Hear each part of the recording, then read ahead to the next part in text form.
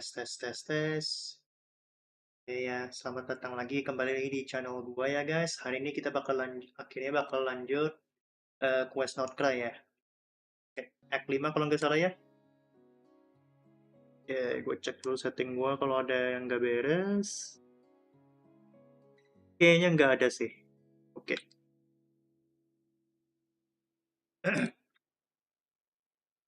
Ya, kita ke gua columbina.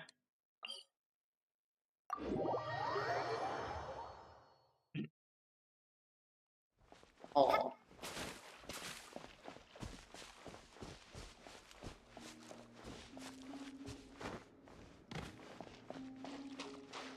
Ambil dulu telur kita. Hah? Ah, itu dia.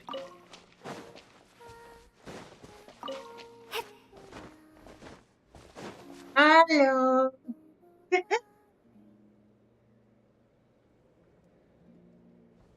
Oh. Hey, she's sitting up! Is me sitting here a rare sight? Talk about snarker. No, we just thought you'd be resting. Perhaps I would have been, were it not for the sudden arrival of some unexpected guests. Oh, do we disturb you? Not that I consider it a disturbance. Ah. After all, you are the only ones who are free to enter. Would it not be a little unfriendly of me to lie down while we speak? I didn't realize you put so much thought into little things like that.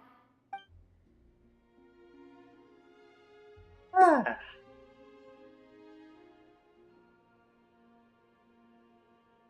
Only sometimes. There have been moments lately where I think about you and your companions. They are warm, mysterious, and cozy memories. Very few of my past memories are anything like that. They say that travelers return home bearing bags full of souvenirs. But my luggage was empty, and I believed it would stay that way. Return home? So, Wait, you're still planning on returning to the moon? she's going to moon? Apakah bakalan Columbina bakal balik ke bulan, guys? Yes. Oh, This planet continues to reject me, reminding me that I do not belong here. So that's why. If I remain in Tibet, there will come a day that I disintegrate. And I don't mean reduced to dust, or turned into food for the flowers. I mean, I will cease to exist entirely. Alright then. Well, we're sure gonna miss you. But it sounds like we'll have to say goodbye. How do you intend to return? The moon prayer night is soon to arrive. On that day, the moon will be closest to Tibet. Uh-huh. The Kuvaki in this land will reach its peak at that time. I merely need to grasp the tide, and with relatively little effort. So she's going to use the Kuvaki to go into the moon. Apakah Columbina bakal pakai Kuvaki sebesar gitu? Supaya bisa pulang ke bulan sih? Oh, Paimon gets it! It'll work like a slingshot! So she just launched herself there. From the vat into the moon. Okay. You make it sound like she's gonna get blasted up to the moon. If I did that, I suspect I would crash into the false sky. Oh, yeah. We forgot the false guy too. I will be using a much gentler approach. But I do like the analogy. It's fun. You see? She gets Paimon's sense of humor. In the blink of an eye, the time has come to part ways. It does feel that way, doesn't it? Time seems to fly fastest when you are enjoying it. True. Ventuz. I have always thought of myself as a wanderer on this earth, and it has never expressed any desire to keep me here. Yet, just as I plan to depart, it tugs at my arm. Is this a gesture of affection? Or is the world mocking me? Oh. Were you hoping I can answer that? Yes. You are a traveler, so you must have a lot of experience in this area. Then, what I would say is, enjoy the moment. That's right! Right, don't overthink it. Happiness is happiness and joy is joy. The point is to enjoy it, not analyze it. I see. Then what I would say is, even though I am very tired right now, I am still happy. True. Oh, great. Aduh, maaf guys, ada nyamuk tadi. I can't tell from the tone of your voice. Oh, really? You don't think I sound happy? I'm just kidding. I could tell you were in a good mood today from the moment we saw you. Ah, a joke. Albeit not a funny one. Anyway, I assume you're here about you-know-what. Give me your hand. Another dose of the moon marrow. Actually, it's not that. There's something else we wanted to discuss with you. Oh. Then, do you still want to give me your hand? Sure.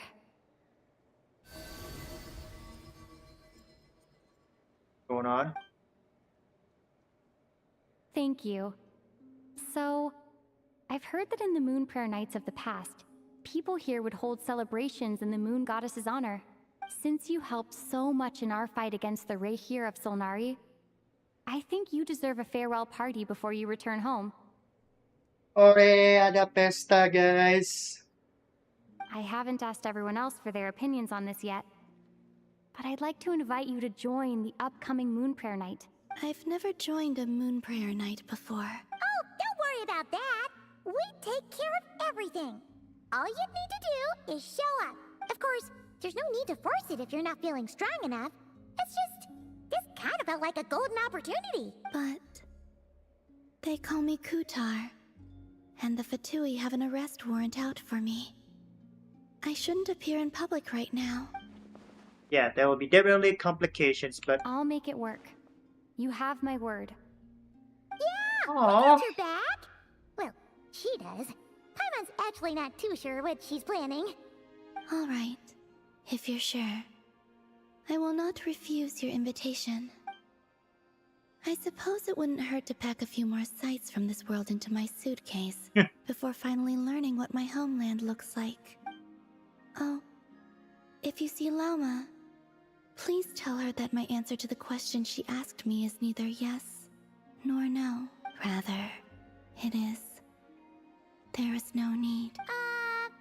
That was kind of cryptic, but sure.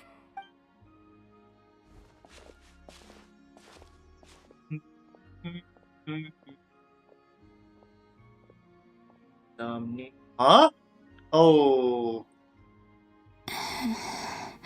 She's dying.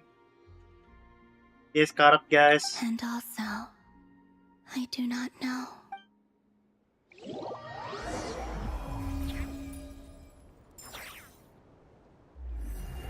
Huh? Tunggu dulu. Since she's agreed to join the festival, let's go see who else wants to take... Dapat lagi. Akhirnya dapat juga guys. Oh, tadi efek yang diberi columbina tadi move ini ya. Gue kirain nggak bisa dapat saat habis update ini ya guys. Kayaknya. Karena quest baru ya. Ya, tulisannya. Please either continue with the Archon quest or wait for the subsequent Archon quest update. Okay. Lauma's gotta be the person most familiar with the Moon Prayer Night. We should start with her. Also, what exactly is your plan to keep her safe? I'm not sure yet. I'll figure something out.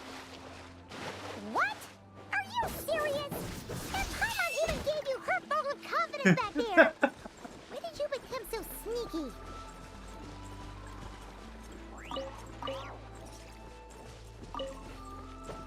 Oke, questnya di mana ya? Oh ya itu dia.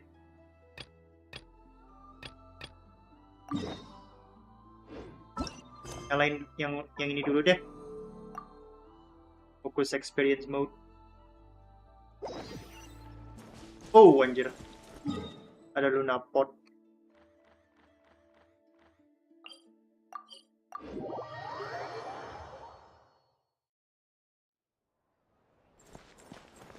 Okay, let's go.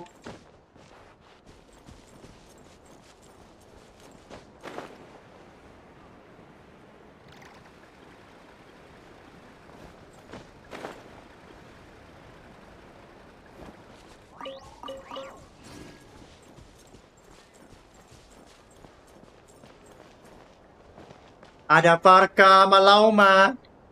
Hey, Llama, it's us! Huh? Varka? Beats me. I had a bit too much to drink last night, and when I woke up, I was on Hisi Island.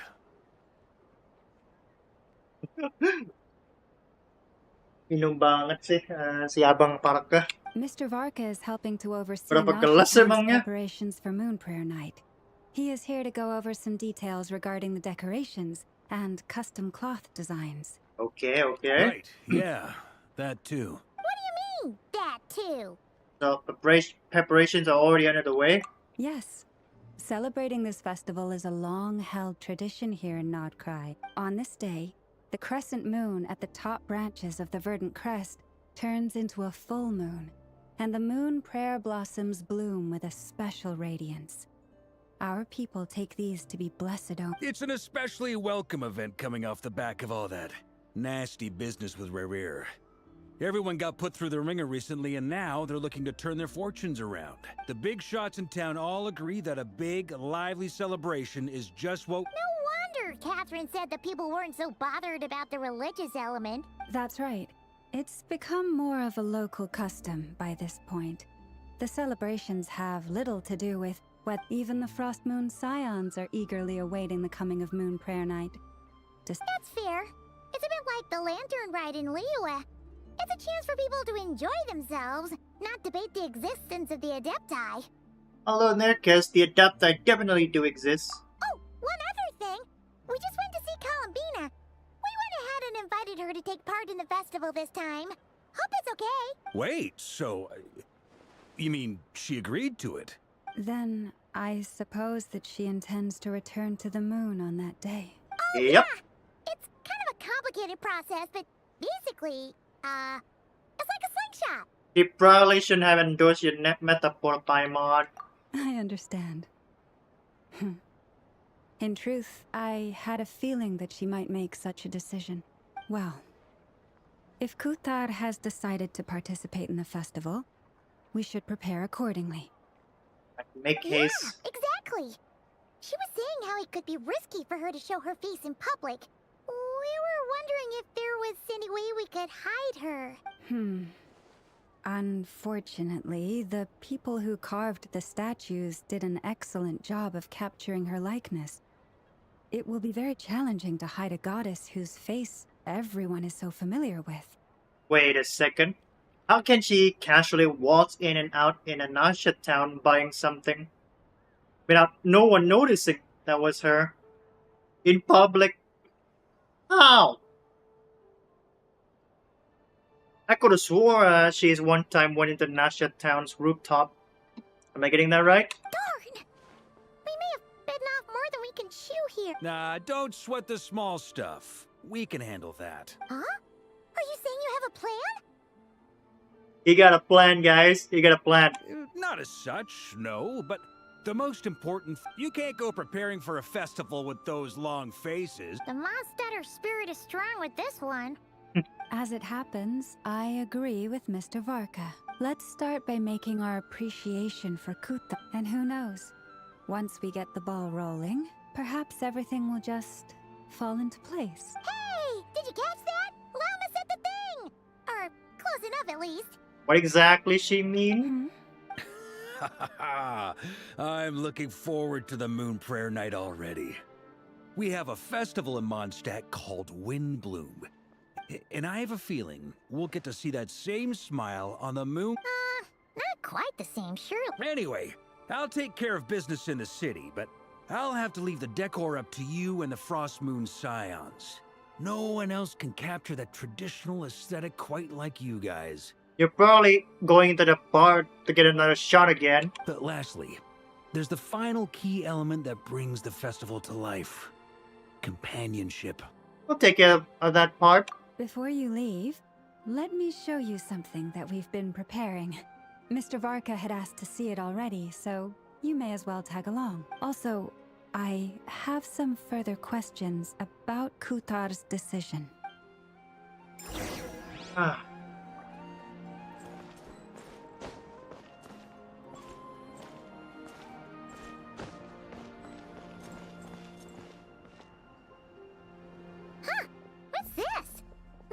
like they're having fun. I believe so. Kuhenki seem very skilled at playing drums like these, although I'm not sure where they learned it from. Columbina mentioned the Kuhenkis are very talented. Maybe it's an innate talent? In their eyes, they're probably just playing with toys. Doon, Tara! Wanatar, you want to play too? I guess not.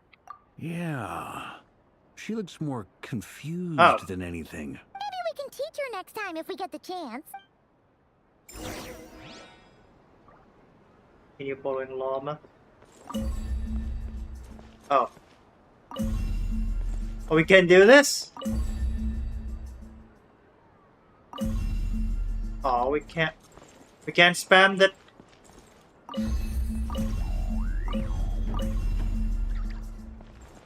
We cannot spam it. Gak bisa di spam, guys. Floaty things. Moon veils. We hang them from buildings in the city during the festival. When you look at the sky through them, it creates a lovely Oh, misty these? effect. Okay, okay.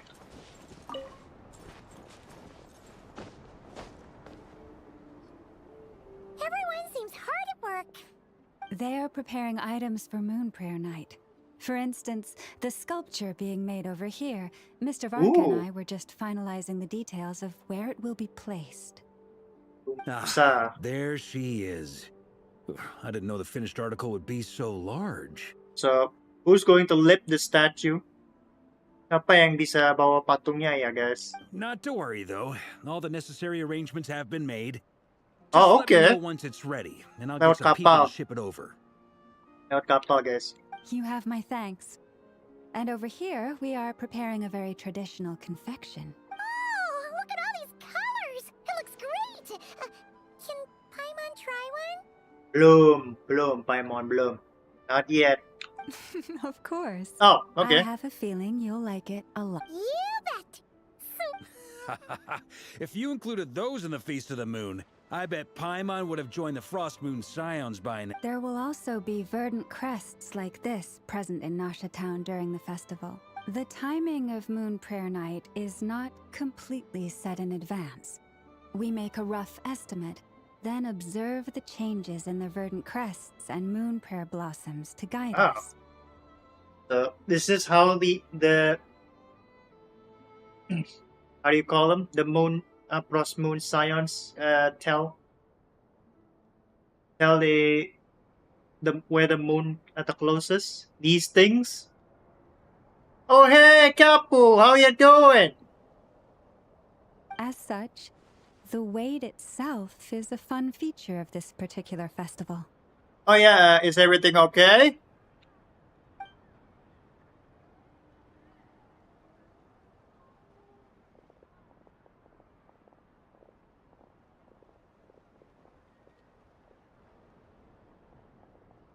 Ah, the Kutar statue. Let's talk here.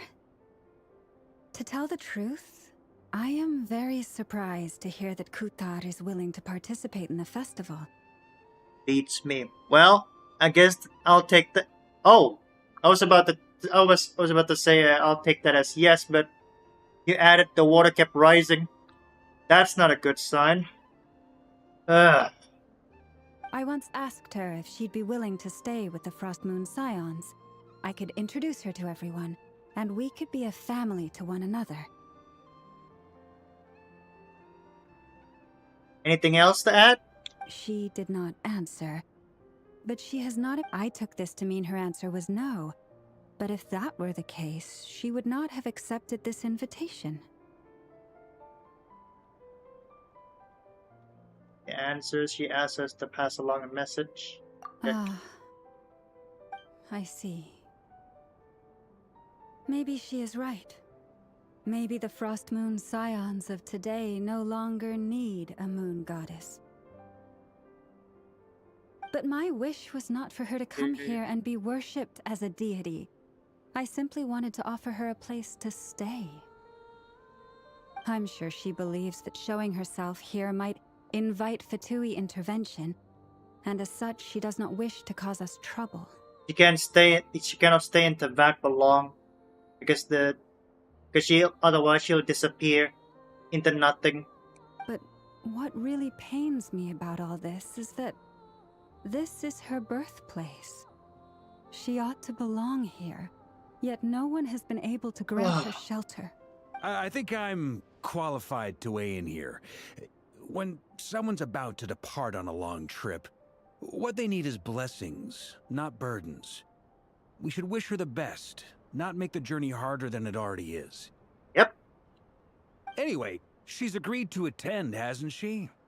All we need to do is simply respect her decision. I see your point. Yes, she will soon depart after all. Our job is to leave her with some happy memories. Besides, who's to say her journey to the moon is a one-way trip? It's not like she can't come back and visit if she wants, right? I guess. Paimon agrees wholeheartedly. Festivals are all about having fun, so let's keep it simple. All right, I'm gonna head back to Nasha Town soon. Want to come with? I'm guessing you have some other folks to... Sure thing, let's go! Go. Thank you all.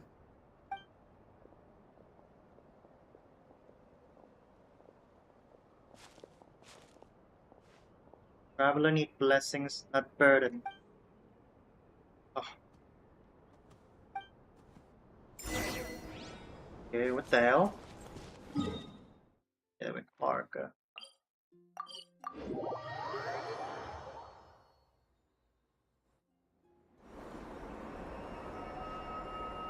Huh? Hey, over there! It's Durin and Albedo with Flints! What could they be chatting about?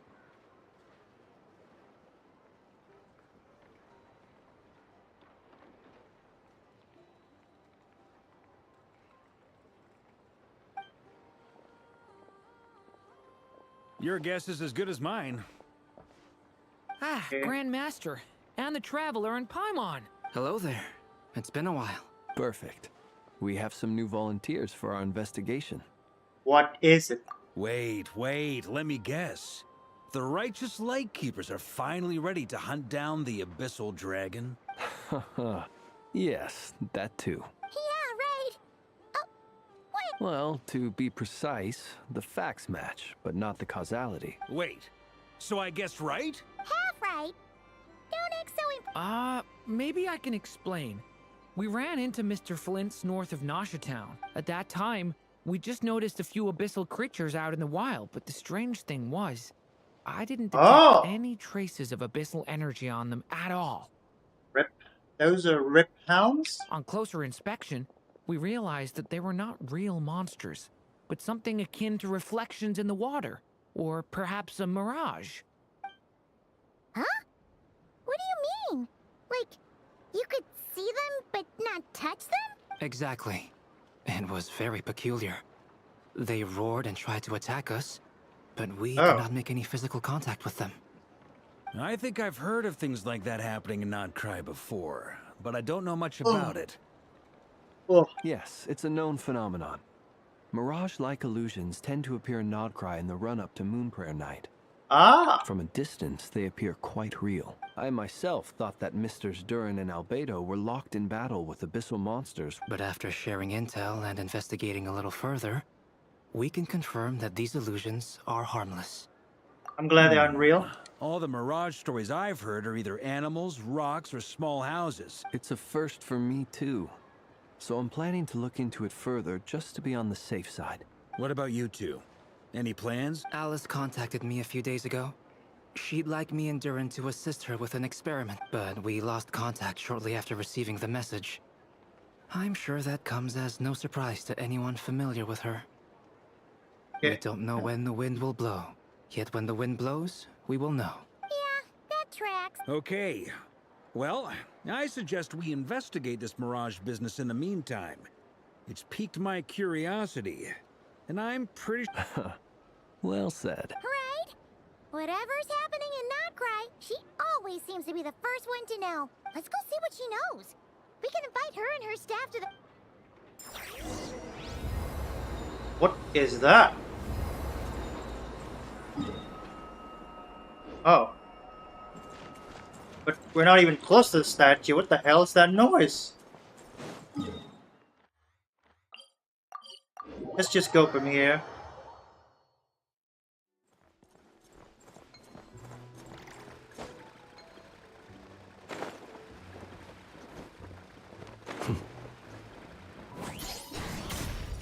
Dive down from here.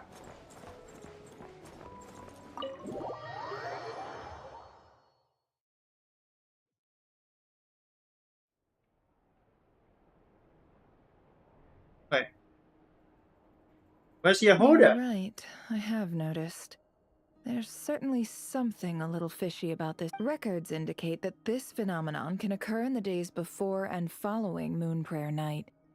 That said, the odds of encountering these phantoms are similar to looking up in the night sky, happening to see a shooting star, but this time, either everyone's getting lucky, or they're appearing far more frequently than usual. Yehuda's out gathering intel as we speak. In the meantime, let me check off some points of interest. Ah, okay. First, the Abyss. The ones we saw seem to be abyssal monsters. Yeah. The Rip Hounds. Indeed. But we have identified one location where many more of them have made an appearance. Oh. And not just monsters, but human phantoms too. Given the scale and nature of the phantoms, it's almost as if someone's last memories are coming to life. Or perhaps the memories of multiple people. Alright. Oh, So you mean the phantom monsters are hunting down the phantom humans? I guess you could say that. Exactly. The phantoms can interact with each other, but we have no means of In addition, some of the human phantoms would seem to be from the very distant past.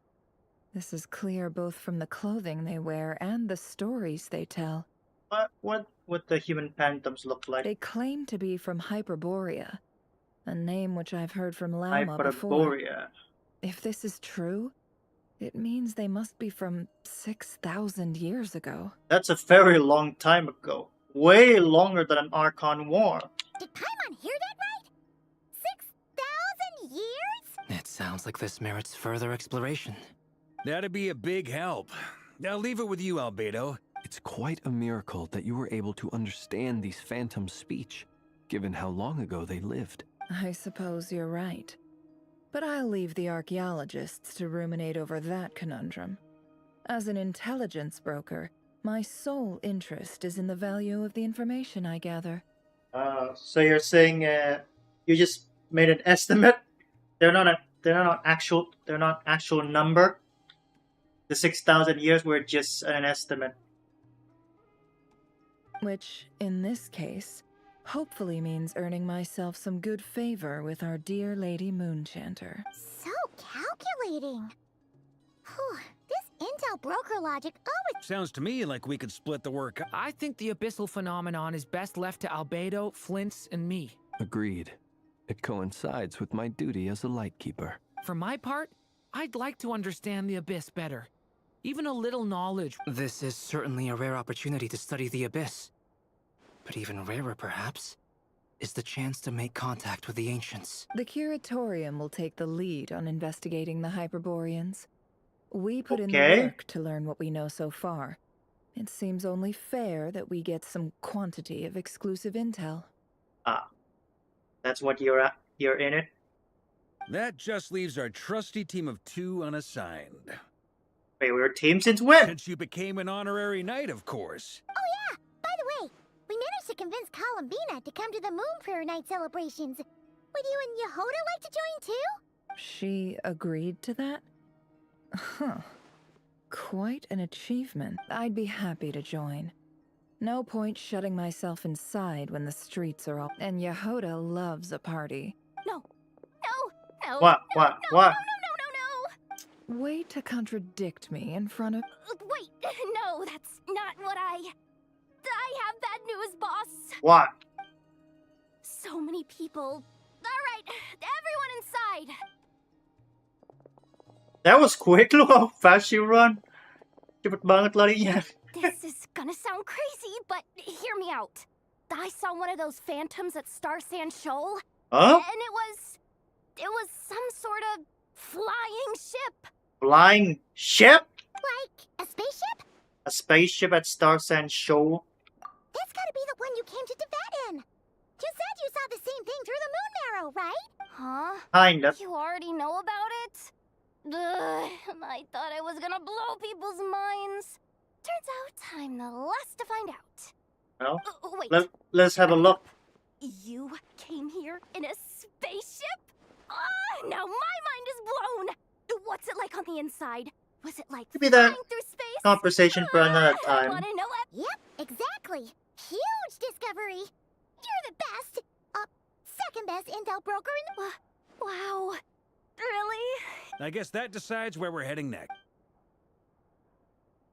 Come on, don't look at me like that. I know the spaceship doesn't have anything. Fair enough. You can tag along. In that case, let's meet back here to discuss our findings. I wish everyone a productive investigation. You too. Go, let's go. Langsung gas. What's up, boss? Aren't we gonna head out? Tell me, Yehuda, when did the curatorium start giving out intel for free? Uh-oh. Oh, sorry, boss.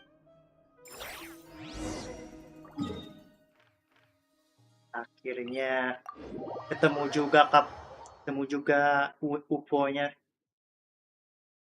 Ooh, a sunset. Wait, what time is it? Wait, that's our spaceship? It was right there?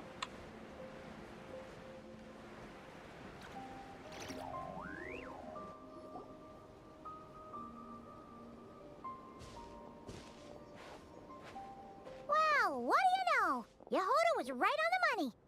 This phantom Oh. really is your spaceship, but that's so weird.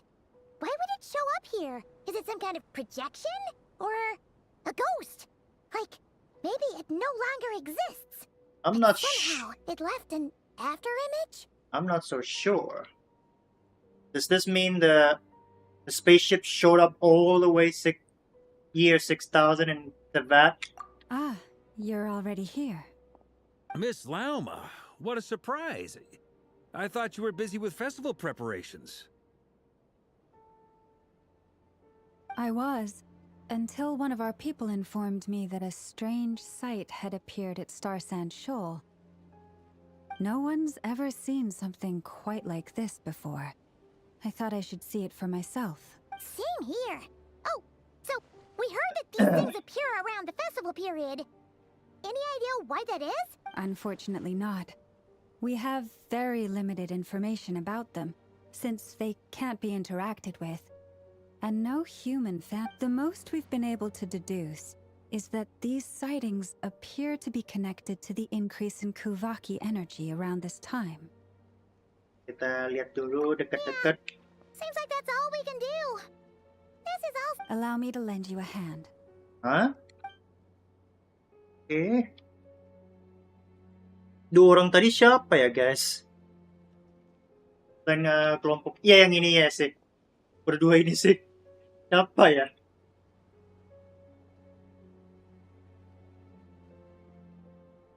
Susah. Everyone, our friend here should be able to provide us with some information. Is that a phantom rhymehorn deer? I've heard about how the Frost Moon Scions live in harmony with the animal. Okay. Oh,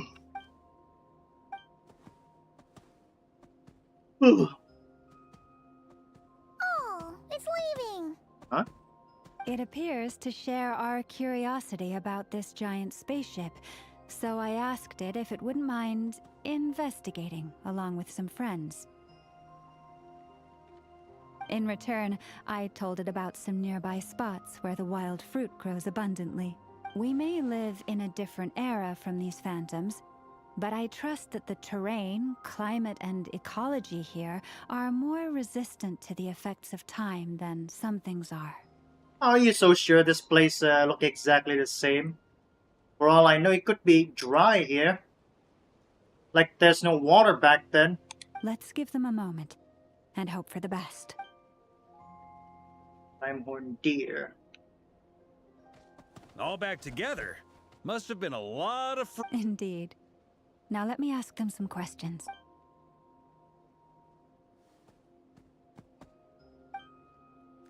It did find a lot of wild fruit. Enough for them to feast for a long while. This puffin circled in the air several times, but didn't spot anything out of the ordinary. Oh. Certainly nothing to do with the spaceship. So, to them, the spaceship did not exist just yet? Huh. Well, it definitely makes sense to get a bird's eye view. Indeed. Other than that, I was also thinking that the world these phantoms see is also different from ours. Okay. Oh, I get what you mean. The wild fruit exists in both times and spaces, but there might also be things that only exist in that space-time, which we can't see. So, in other words, the spaceship didn't exist their world. Good point. Great thinking. Blunthorn rhinos can use kuvaki to shift great rocks, but this one says it couldn't get that ship to budge by even an inch. The sniffer mole tried too, but despite being a skilled digger, it could not get through. They say that the spaceship looks robust and undamaged. It seems completely impervious to any and all attacks. Whatever lies within is well defended from harm. Damn, that is one hell of a spaceship. A UFO. I won't imagine what the weapons look like. So, just like us humans, there was nothing they could do about this spaceship either. Yes. Still, they deserve our thanks. We are grateful for all your efforts, dear friends. Now go. I've noticed some other human phantoms gathered nearby. Come on, let's go talk to them. Come on, guys. Address these two in the room. Let's try to talk to them. Those illusions and those people. It's all a little creepy, don't you think? Nah, all part of the festive atmosphere. Her jacket looks cool. I wish my traveler can wear those.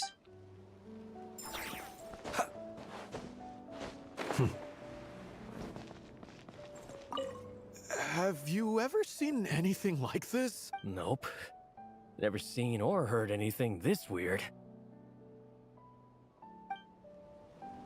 Okay. Oh, this is just a phantom. Wait. She look at me? I thought this is just an illusion. What the hell? Oh, can we stand on the spaceship? Ah, okay, got it. It's an illusion. What is this thing? I've never seen it move, and there's no way to get inside. Goodness knows. My grandpa says it's been sitting here at least since his grandpa was still alive. Oh. What about his grandpa? Did he say anything to your grandpa's grandpa about it? Huh? Wait. I don't know. In all likelihood, it was here back then too.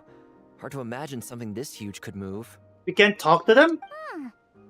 Guess that means that as far as they're concerned, this ship's been around a long time.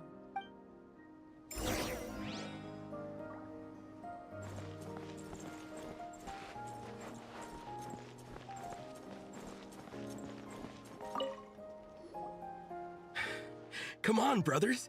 If we can get even a small chunk off of this thing, it's gotta be worth a fortune. Oi. Today is the day we strike it rich. Oi, that's my spaceship! Huh? You mean Paimon? Yes, brother, I shall join you. Let's make our fortune. We should go with them. What the?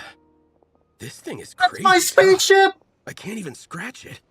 What's it made of? Sorry, brother. Looks like we'll have to seek our fortunes elsewhere. Enjoying yourself? I was just seeing if I could influence this phantom's I'm surprised the Traveler did not get I'm mad. sure we're all starting to build up an idea of what's going on here now that we've spoken to some of the people. These phantoms are reenacting real historical events in Nodcry. It's almost like we're in some kind of interactive stage play.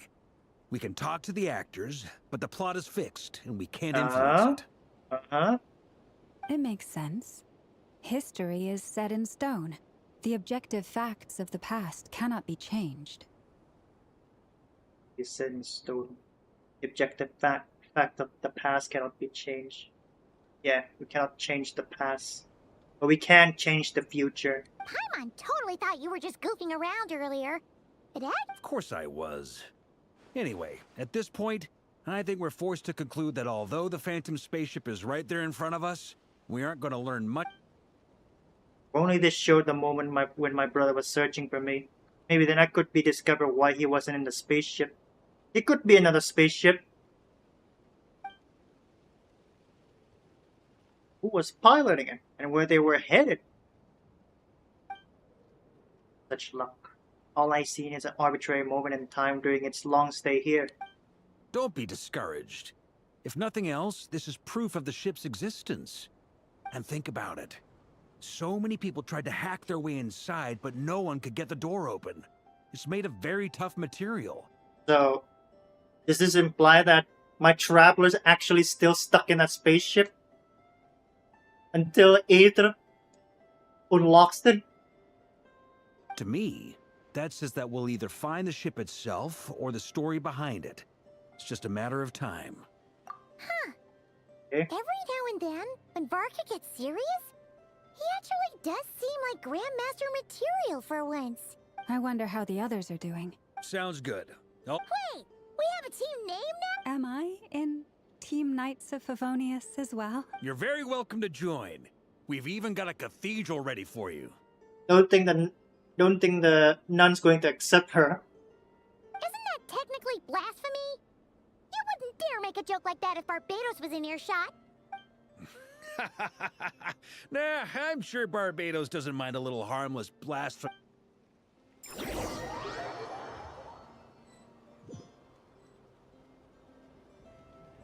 Oh, what the? What? Oh! Oh, no! Get away! Oh. It's an illusion. We can't do anything. We cannot help him. Oh! I know it's hard to stomach, Mr. Duran. But as I'm sure you've noticed, there is nothing... But we have to at least try. And try you have. But are you aware of how many unsuccessful... I wasn't keeping count. I'm afraid this is the 39th failure so far. Or the 5th if we're only counting this particular victim. Oh. This happened more than once? And Duran tried to save the illusion? There are no indications that these phantoms may be altered in any way. You seem to have calmed down a little. I'll make us a fire. You should rest and have some water. Feeling any better now, Mr. May I ask a few questions? Be my guest. What exactly are we witnessing here? What happened to those people? My guess would be that we are seeing Nodcry during the Conrian Cataclysm. Would that be accurate? I couldn't even tell what era that was. Conria. That is correct. As you know, once the Abyss senses even the tiniest crack, it floods in and spreads like wildfire. There was a time in the distant past when it permeated all of Nodcry, causing immeasurable harm. The people paid a terrible price to heal this land. Thanks to the King Irmin. That guy's a dick. Then 500 years ago, the whole of Tevat suffered an abyssal disaster. Once more, Nodcry was dealt a devastating blow. Oh, you seen it with your own eyes? I see. In the face of the abyssal onslaught, all were like grains of sand tossed around by a tidal wave. Be they human, fae, or god. The moment you witnessed is but one drop in a whole ocean of catastrophe. All right. I guess that answers my second question, too. I wanted to know why there's nothing I could do to help them, and That's because what we are seeing is history. Yes. That would be my guess as well. As I understand it, history and fate are not all that dissimilar. The latter may be unseen to us, but both are immutable. History is like a book that's already been written, while future is like a book that has yet to be written. Yes. Fate was determined long, long ago. I still have a couple of other questions for you, Mr. Flint. You mentioned more than one abyssal disaster that has struck this land in the past. How can you be sure that what we're seeing is from the Conrian incident? Wait. And Huh? also, how are you able to stay so calm when you're talking about these events? From everything I know about you, you're not cold or ruthless, and you're not indifferent to the suffering of others. Alas, I am forced to show my age.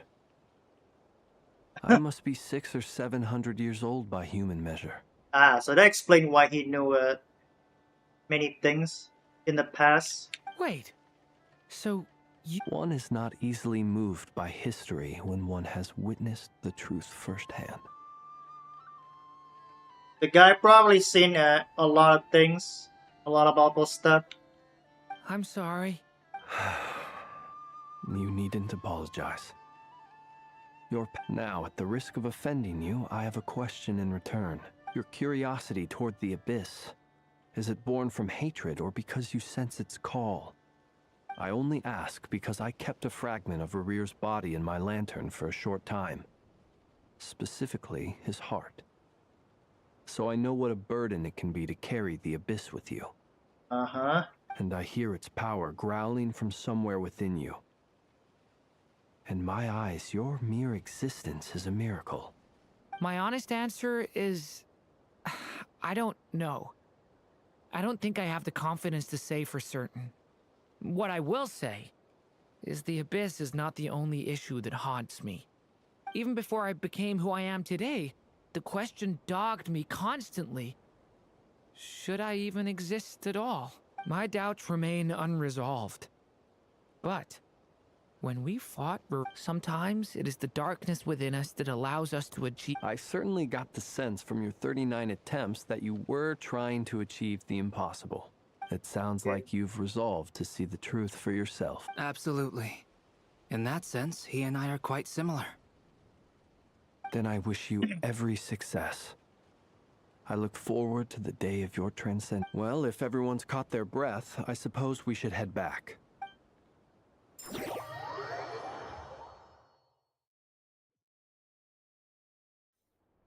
Incredibly, our separate investigations led us all to the same conclusion.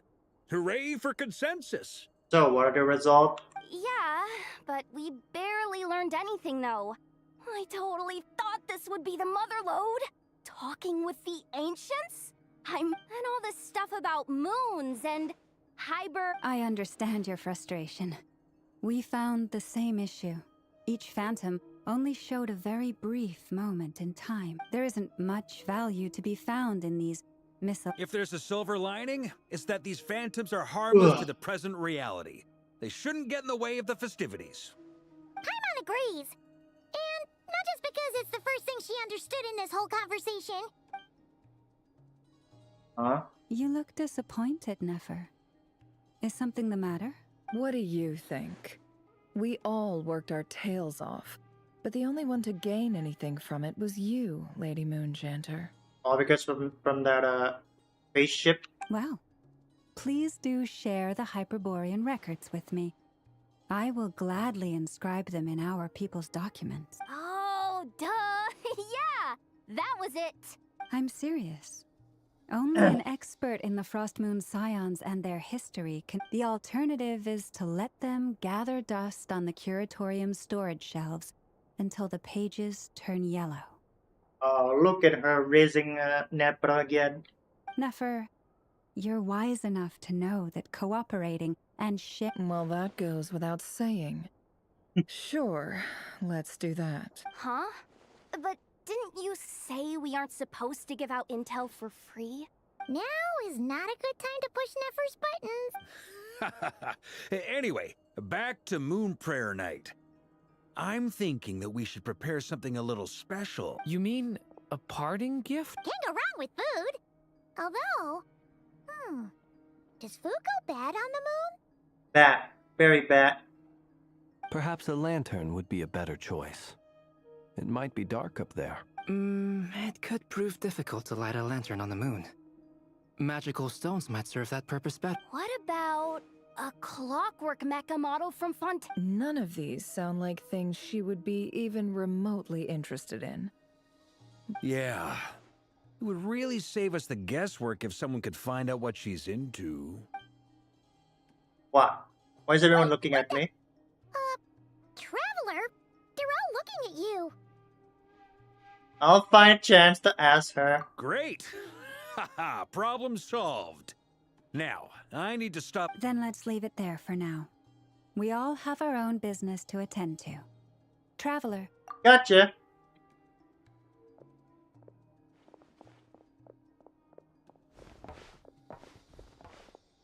Huh? Is something the matter? He seems a little down. I'm fine. It's just...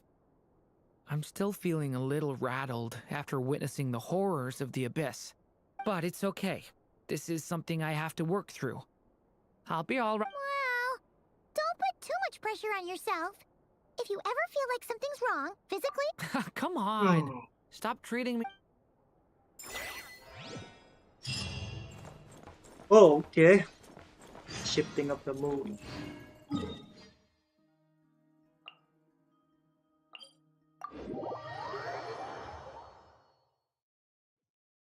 And I'm so sleepy right now. Agak ngantuk gue sih.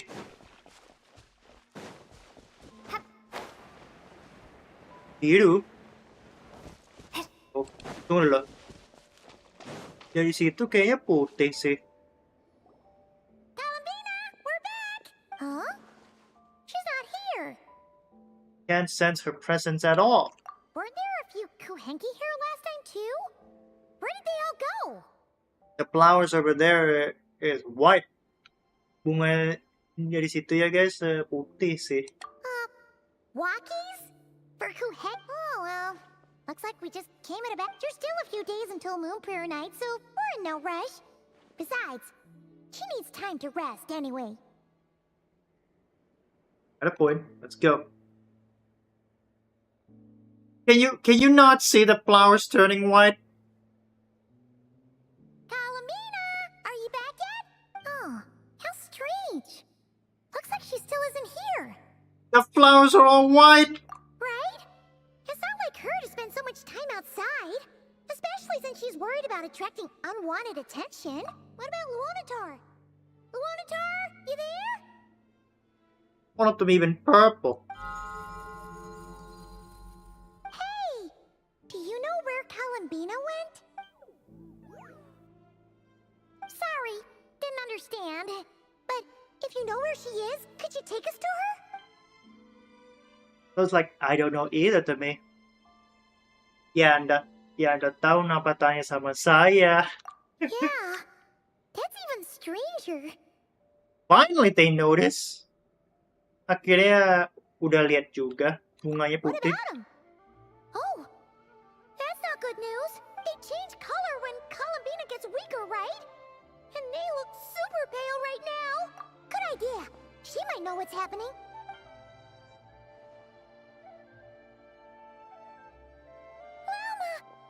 Ah, it's you. How is Kutar? Is she okay? No, she hasn't. I came here to check on her after I noticed the flowers had changed color. Based on past precedent, she must be very weak right now. Even getting up to walk. Not to mention that she doesn't do that at the best of times either. So yeah, this is super weird. No. Very few people are in the know about Kutar's whereabouts. And if anyone suspicious had visited, they'd have left some sort of evidence. Come on, let's go to Nasha Town. If anyone has seen her... Makes sense. So we're going to put one poster there.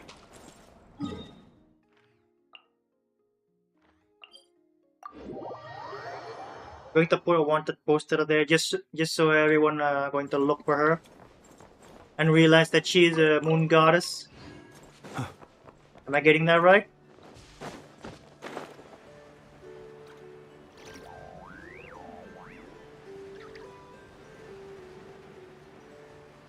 Okay.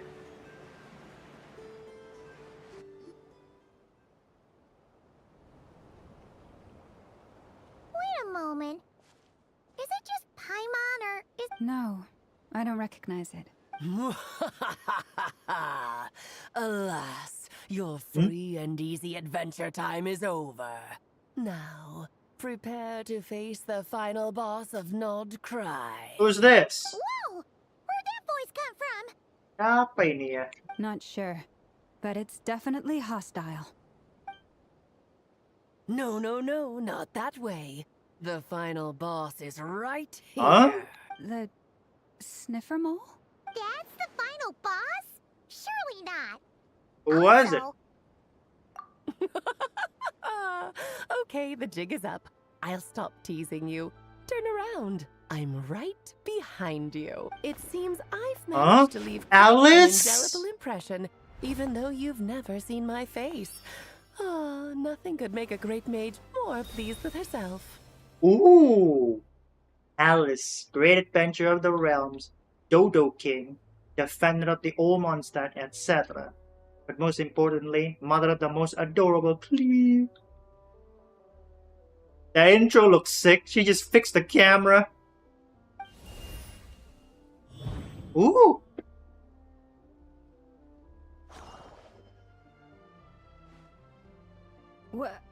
What is going on?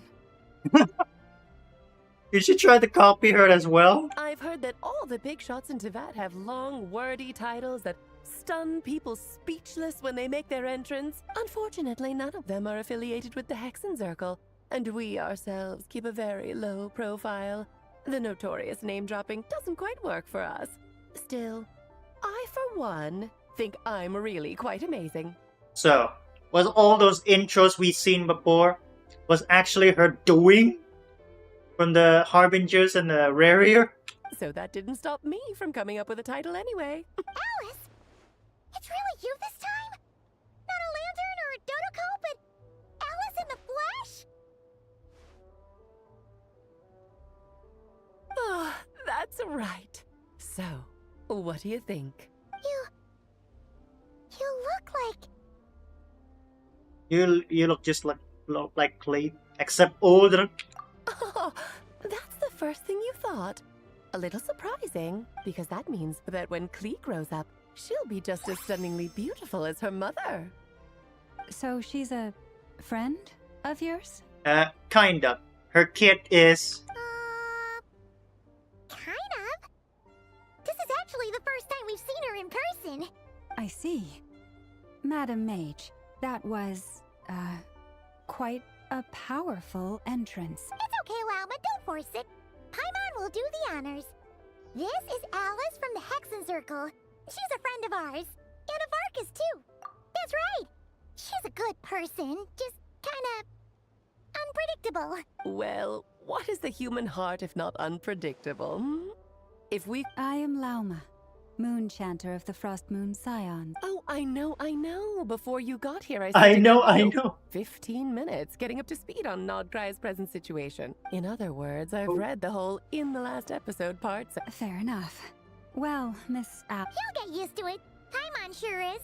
Oh, I thought I told you already. This time, I'm the final boss. Oh. We're going to fight her? Apa kita bakal lawan Alice, guys? And what a formidable foe I shall be. Powerful, confident, decisive, and good luck finding my weak spot. You will never succeed. We're just being sarcastic. Oh, drat. My one weakness, and you found it in an instant. Thus falls the great Dodo King. Why are you playing along with this nonsense? For funsies, of course. What's wrong, Paimon? Are you disappointed in me? No, it's just... you seem like a busy lady. And this is the... You're quite right. I'm here in Nod Krai because something big happened. Something big enough it caught the attention of the Hexen Circle. It concerns the 3 moons, Tevat's borders, and of course, the moon goddess you are currently searching for. That was perfect. She's going to help us? Kind of. Why don't we discuss this over a pot of tea? My main reason for coming on this trip to Tevat was, of course, to have some fun. But I do technically have a job to do as well. Namely, maintaining the stability of Tevat's border. I'll skip over the complicated parts. But to sum it up, abyssal energies are all that lie beyond Tevat's border. We'd find ourselves in a real pickle if they ever made it through. Ooh. Gede banget gelasnya sih. And the phantoms you've been seeing are a sign that the border has been disturbed. Oh. Right. No wonder they tend to show up around Moon Prayer Night. Is it because the real moon is now so close to us that its power can cross the border? In part, but only a negligible amount passes through. Just enough to influence the verdant crests and so on. And as you've noticed, there has been an unprecedented number of phantoms appearing this year. The influence of the moon beyond the border cannot... The trilunar syzygy. Syzygy. A trilunar syzygy. Eons ago, before the heavenly principles came to Tevat, it was the then 3 moon goddesses who controlled the laws of this world. Life, death, and such, are you? Border shapes. Border shape, guys. Heavenly principle for shapes. That's exactly it. The 3 goddesses split these powers amongst themselves, promising never to consolidate them into one singular body. This was meant to keep the world stable. But, fast-forwarding to the present, the eternal moon's marrow is with you, while the iridescent moon's marrow, which should never have appeared in this world, has been retrieved. Add that to the presence of a moon goddess in the flesh and... the power of all 3 moons is gathered here in Krai. There hasn't been an event like this since the War of Funerary Flame. Funerary Flames? I better look that up. That later. And it's having a noticeable effect on Tevat's borders. Why are you so concerned about said borders, if I might ask? Because I wish to give my darling daughter a peaceful, sunny environment to grow up in. Is that a good enough reason? Kinda sounds like you're dodging the question, but it does make sense. Well, that's one reason anyway, and the most important one. The others are a little complicated to explain. For instance, cleaning up after dearest Miss R. Ryan daughter. One of the 5 sinner. Albedo could tell you more about that if you're curious. But right now, I have a more important question to ask you. Why are you collecting the moon marrows? I see. Nicole told me about that legend once. Wait a minute. Dendro slime in the background.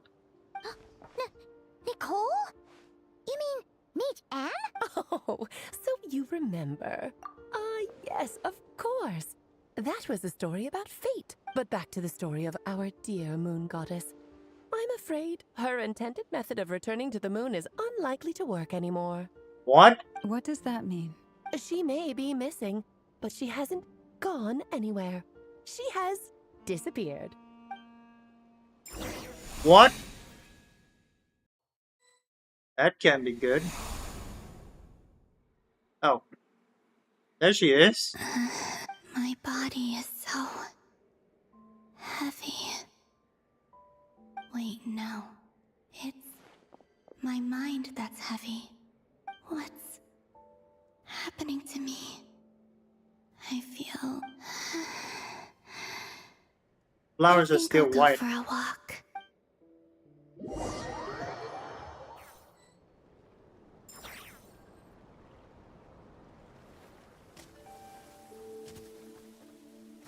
Aww.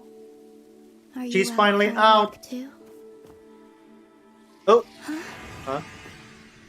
She's a ghost? No. Is she turning to the phantom?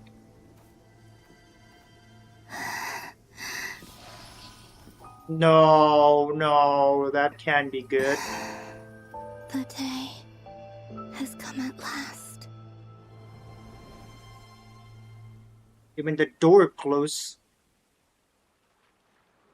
No. I've No. grown so weak that I can't even sustain my physical form. But Moon Prayer Night is nearly here. I was so close to returning home. No. Death is near. Is this how it ends for me? No. It won't be here. Not now. Not today. Will I return to the moon after I disappear? Or... I don't want it to end like this. So far, at least, I still exist. But as my power wanes, I'm sure that too will fade. I suppose I might take one final look at this. Okay, what happened? Huh? Oh, that's Chan. Come on, come on! Wait for me! The Frost Moon Enclave. How much it has changed. These decorations, they're so heavy. Emang bener gak bisa lihat semua orang ini, guys. Lihat columbina ada. They literally cannot see columbina. It's times like this when you kind of wish men could be priestesses and acolytes. How fascinating.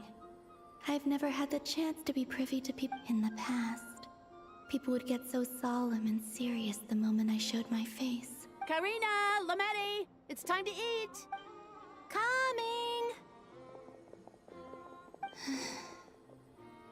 I want to watch them a little longer.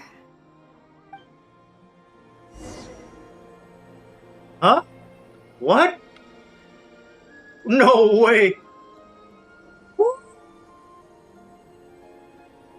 Asik, columbina playable, guys.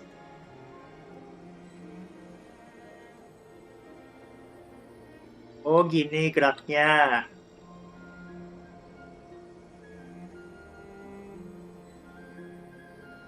Asik.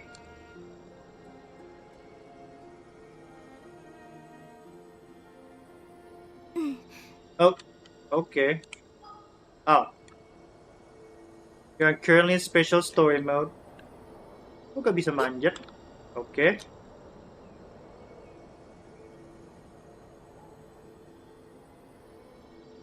Kalau manjatnya gimana sih?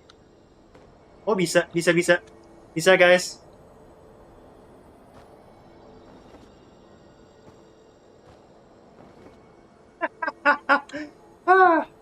Oke.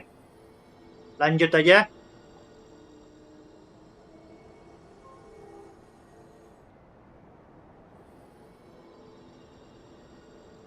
So just fill these balloons with air, right? Yep. Try a couple now to test things out. The rest can wait till Moon Prayer Night. Think fast. Ooh. Rita! Teasing an acolyte of the Frost Moon Scions? Surely that's a punishable offense. Take this! Huh? Oh! Alright, enough horsing around. Lady Lauma gave us a task. We should get back to it. They're having fun. The task is just to check that the balloons don't leak, right? Doesn't matter if we... Okay, you got me there. We won't use all of them. And as long as Lady Lauma's trusted acolyte doesn't snitch. Oh, you menace. Then, think fast! Is pumping a balloon full of water really so much fun? Yeah! Oke. Duduk bisa nggak sih? Oh. Nggak muncul. Oh. Oh, bisa. Asik.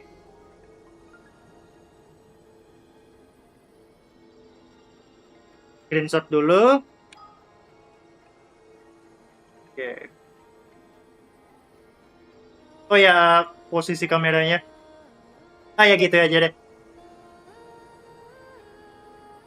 Aduh, masih bisa digerakin.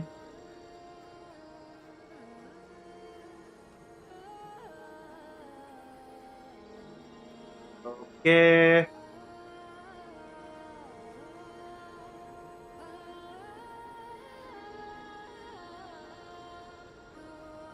Oke. Beres.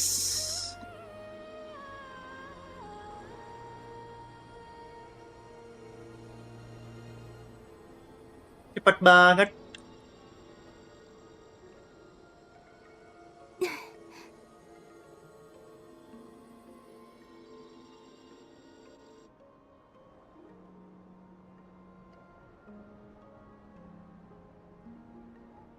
I'm sure you're both tired from playing all day. Come on, eat up.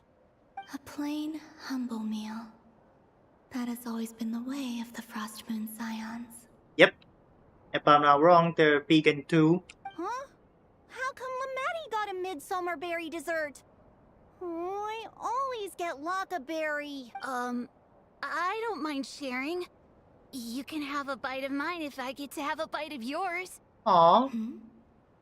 They're sharing food? I've never shared food with anyone before. Even at the Harbinger tea parties, everyone just ate off their own plate. She's touched by her own worshipper. And when I couldn't finish my food offerings from the Frost Moon Scions, they'd leave the leftovers out under the moonlight for the animals to claim. Hey!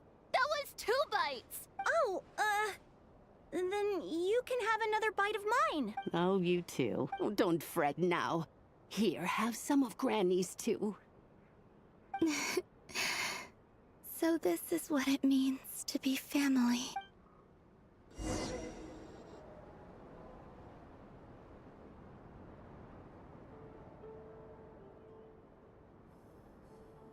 I'm seeing so much that I'd never usually get to see. It's nice, being able to just watch people in peace in these final moments. But also sad as well. What a rare opportunity. I think I'll go take a look around Nasha Town too. Maybe the Traveler will be there.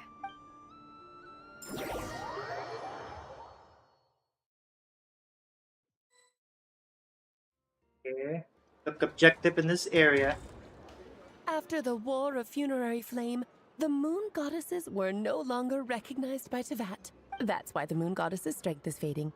She cannot withstand the world's rejection of her.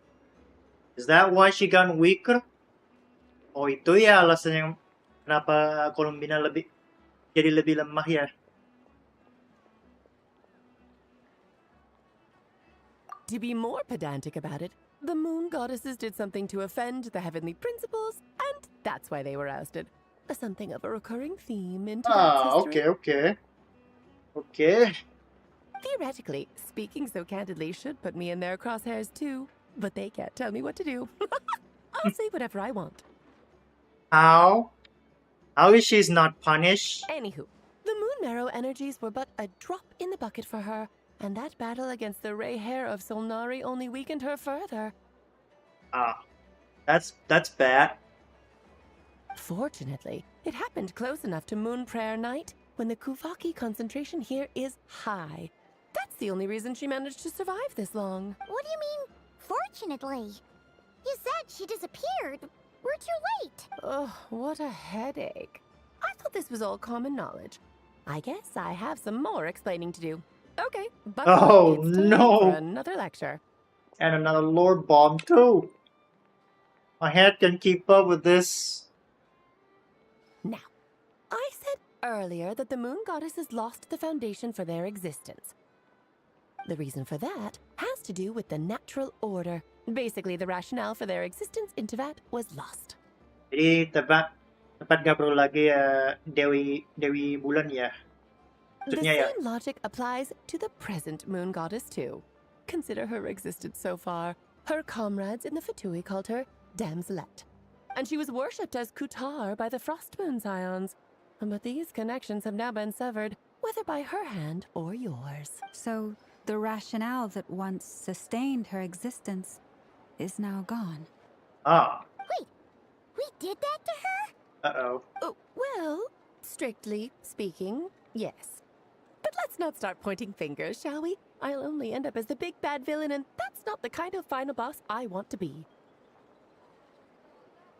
Hopefully that means you have a plan? Of course I do. I'm only the greatest mage in the whole entire... Now, if you wish to find your moon goddess, there are 2 problems we need to solve. Firstly, we'll need to strengthen the connection between her and Tevat. At least enough to sustain her until Moon Prayer Night. Strengthen her connection.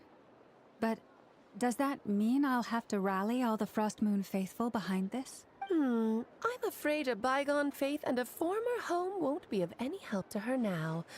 Do you know her name? She's Columbina, or Kutara as they call her. Her name? Oh, yes. Names are very important things. A name is a fundamental concept that anchors one's entire existence. Oh iya, bukan itu sih. Maksudnya Columbina lahir tanpa nama sih. Selain dipanggil Kutar atau Columbina sih. Itu bukan nama kelahirannya. Then your first job is to find it. As a moon goddess, I'm sure she must have a name she identifies with. Neither Columbina nor Kutar is her true name, and she's never really accepted either of them. So, finding out her real name is enough to sustain her existence? Yes, I know it sounds like a small step, but every journey begins that way. So the second problem is with her plan to use the moon marrows to return to the moon. Unfortunately, piercing through the false sky will take an enormous amount of power. Given her current condition, she won't be able to provide anywhere near enough power, even if she recovers her physical form. Oh. Parah sih. But no need to... Wait, Mage N is going to help us out too? Malah kepencet. Okay. But no need to fret. Nicole's the expert in this field, and I'm sure she'll figure something out. That means we've got 2 hexacircle mages on the case. This is turning into a pretty big deal. Actually, this is more of a side quest for me.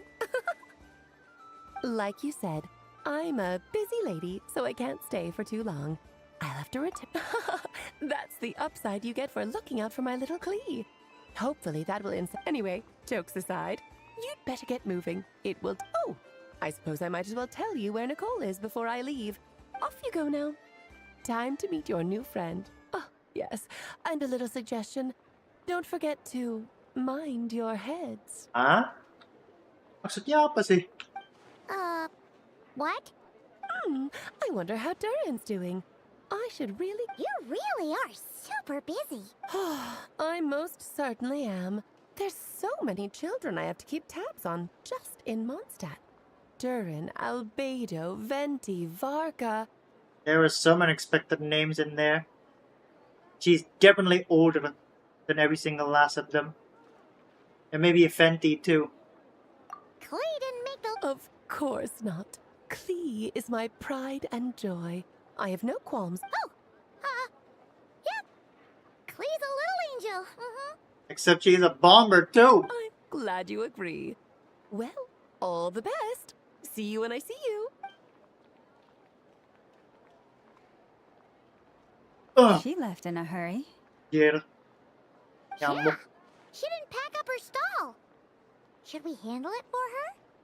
I must say, I'm now very curious about her daughter. Klee, wasn't it? What's she like?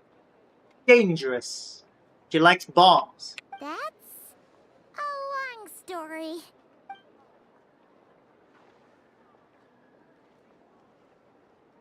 Columbia mana sih? Oh. Kayaknya kita balik lagi jadi Columbina sih.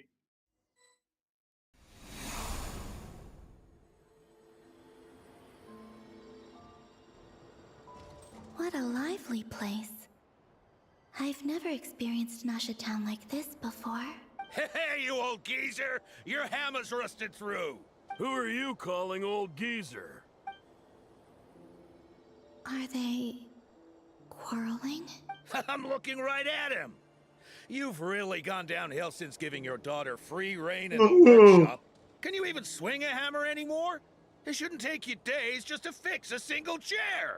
You might as well use that hammer to massage my back for all the good it's doing. Don't run your mouth, or you'll get a back massage that'll put you in bed for the rest of your life. Look, the materials haven't arrived yet, all right?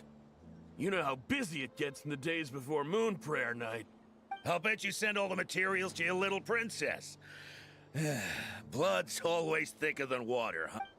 All right, you've made your point, Uncle Kusky. As soon as the materials arrive, fixing your chair will be the #1 priority. And Dad, if you've got time... See? Lolka knows what the score is. I guess they're friends. But the way they spoke to each other was so ugly. In awkward way speaking. Then again, it wouldn't be the first time I've seen something like this. Yeah, considering your relationship with Sandrone. Columbina! Stay outside my door in the middle of the night one more time, and I'll unscrew your vocal cords. You hear me? Let's repeat that again. Columbina! Sing outside my door in the middle of the night one more time, and I'll unscrew your vocal cords. You hear me? Kaya lagi. Columbina! Sing outside my door in the middle of the night one more time, and I'll unscrew your vocal cords. You hear me? Oh, Sandrone. So that was her way of trying to be friends with me. A very petrolic one of that. What a pity. I won't get the chance to say any ugly things in reply. You don't have to. You rage bait at her on a regular basis.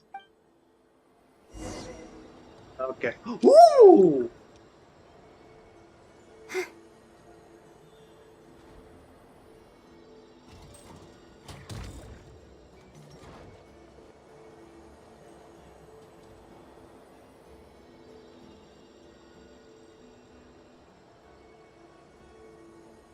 Okay.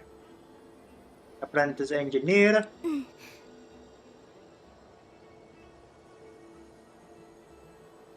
Elegan banget. Bisa pakai lip kasi. Oh, gak bisa. Hey, have you decided what to give her for Moon Prayer Night? I sure have. She's gonna get the surprise of her life when she's least expecting it. Then I'll whip out the ring and pop the question. The surprise of her life. What a fun turn of phrase. Cool, I get the picture. You can spare me the gushy details. Huh? Ooh, looks like we have a customer. He just saw us. Hello there, ma'am. Would you like some Moon Prayer Night candy? Huh? Is he talking to me? Can he see me? Maybe not. Mungkin enggak sih. Siapa tahu ada orang di belakangnya, di belakang Columbina sih. Here you go. Oh. Betul kan? Come back anytime. Right. Now, where were we? Oh, gak dapet. I don't know why, but I still held out hope.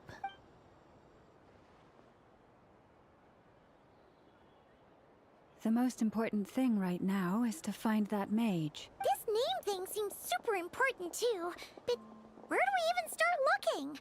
I'd better go pay the Fatui a visit. Bahkan Luminanya gak bisa lihat. Oh.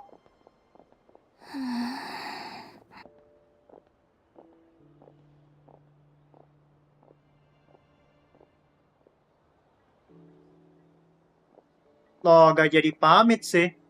Columbina? Hah? Oh.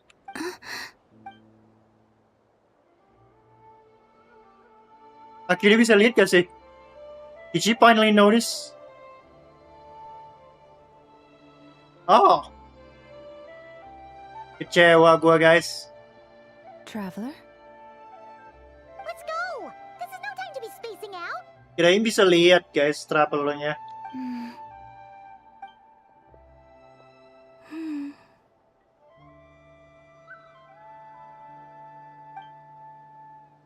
Oh, okay. bakalan ikut ya guys. Kobe-nya. Oh.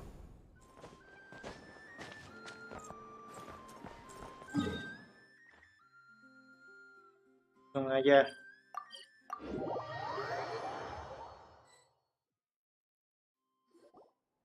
Where are they going? They mentioned a mage and a name? So, Mr. Varka, are you acquainted with this Nicole? Or should I call her Mage N? Ah, not really. We've never met, though she has come up in conversation. From what I've Yeah. gathered, Alice kinda took Nicole under her wing. Taught her how to speak in a more ladylike fashion. That kind of thing. Salah satu action circle. Huh. Hard to imagine Alice as an etiquette coach. Yeah. Alice is a larger-than-life personality, I'll give. If I remember correctly, being an interesting person is actually one of her main entry requirements. So, if you ever wanted to join the Hexen Circle, I'm sure you'd both be eligible to apply. I'll pass. Hey! Don't go around making promises on Alice's behalf. I wouldn't dare. I'm just trying to paint a picture of the Hexen Circle for you. He's watching in the background. Okay, sure. Anyway, since none of us have ever met Nicole, how are we supposed to find her? We can't just go up to every woman in sight and ask, "Hey, are you Nicole?" Apa orang tadi Nicole? Maybe something she's wearing will give it away? Like, Wait a minute. Alice never said Nicole was from Mondstadt. Oh, true. I recall that each mage had their own cup. Huh? That would be this young lady, then? Oh.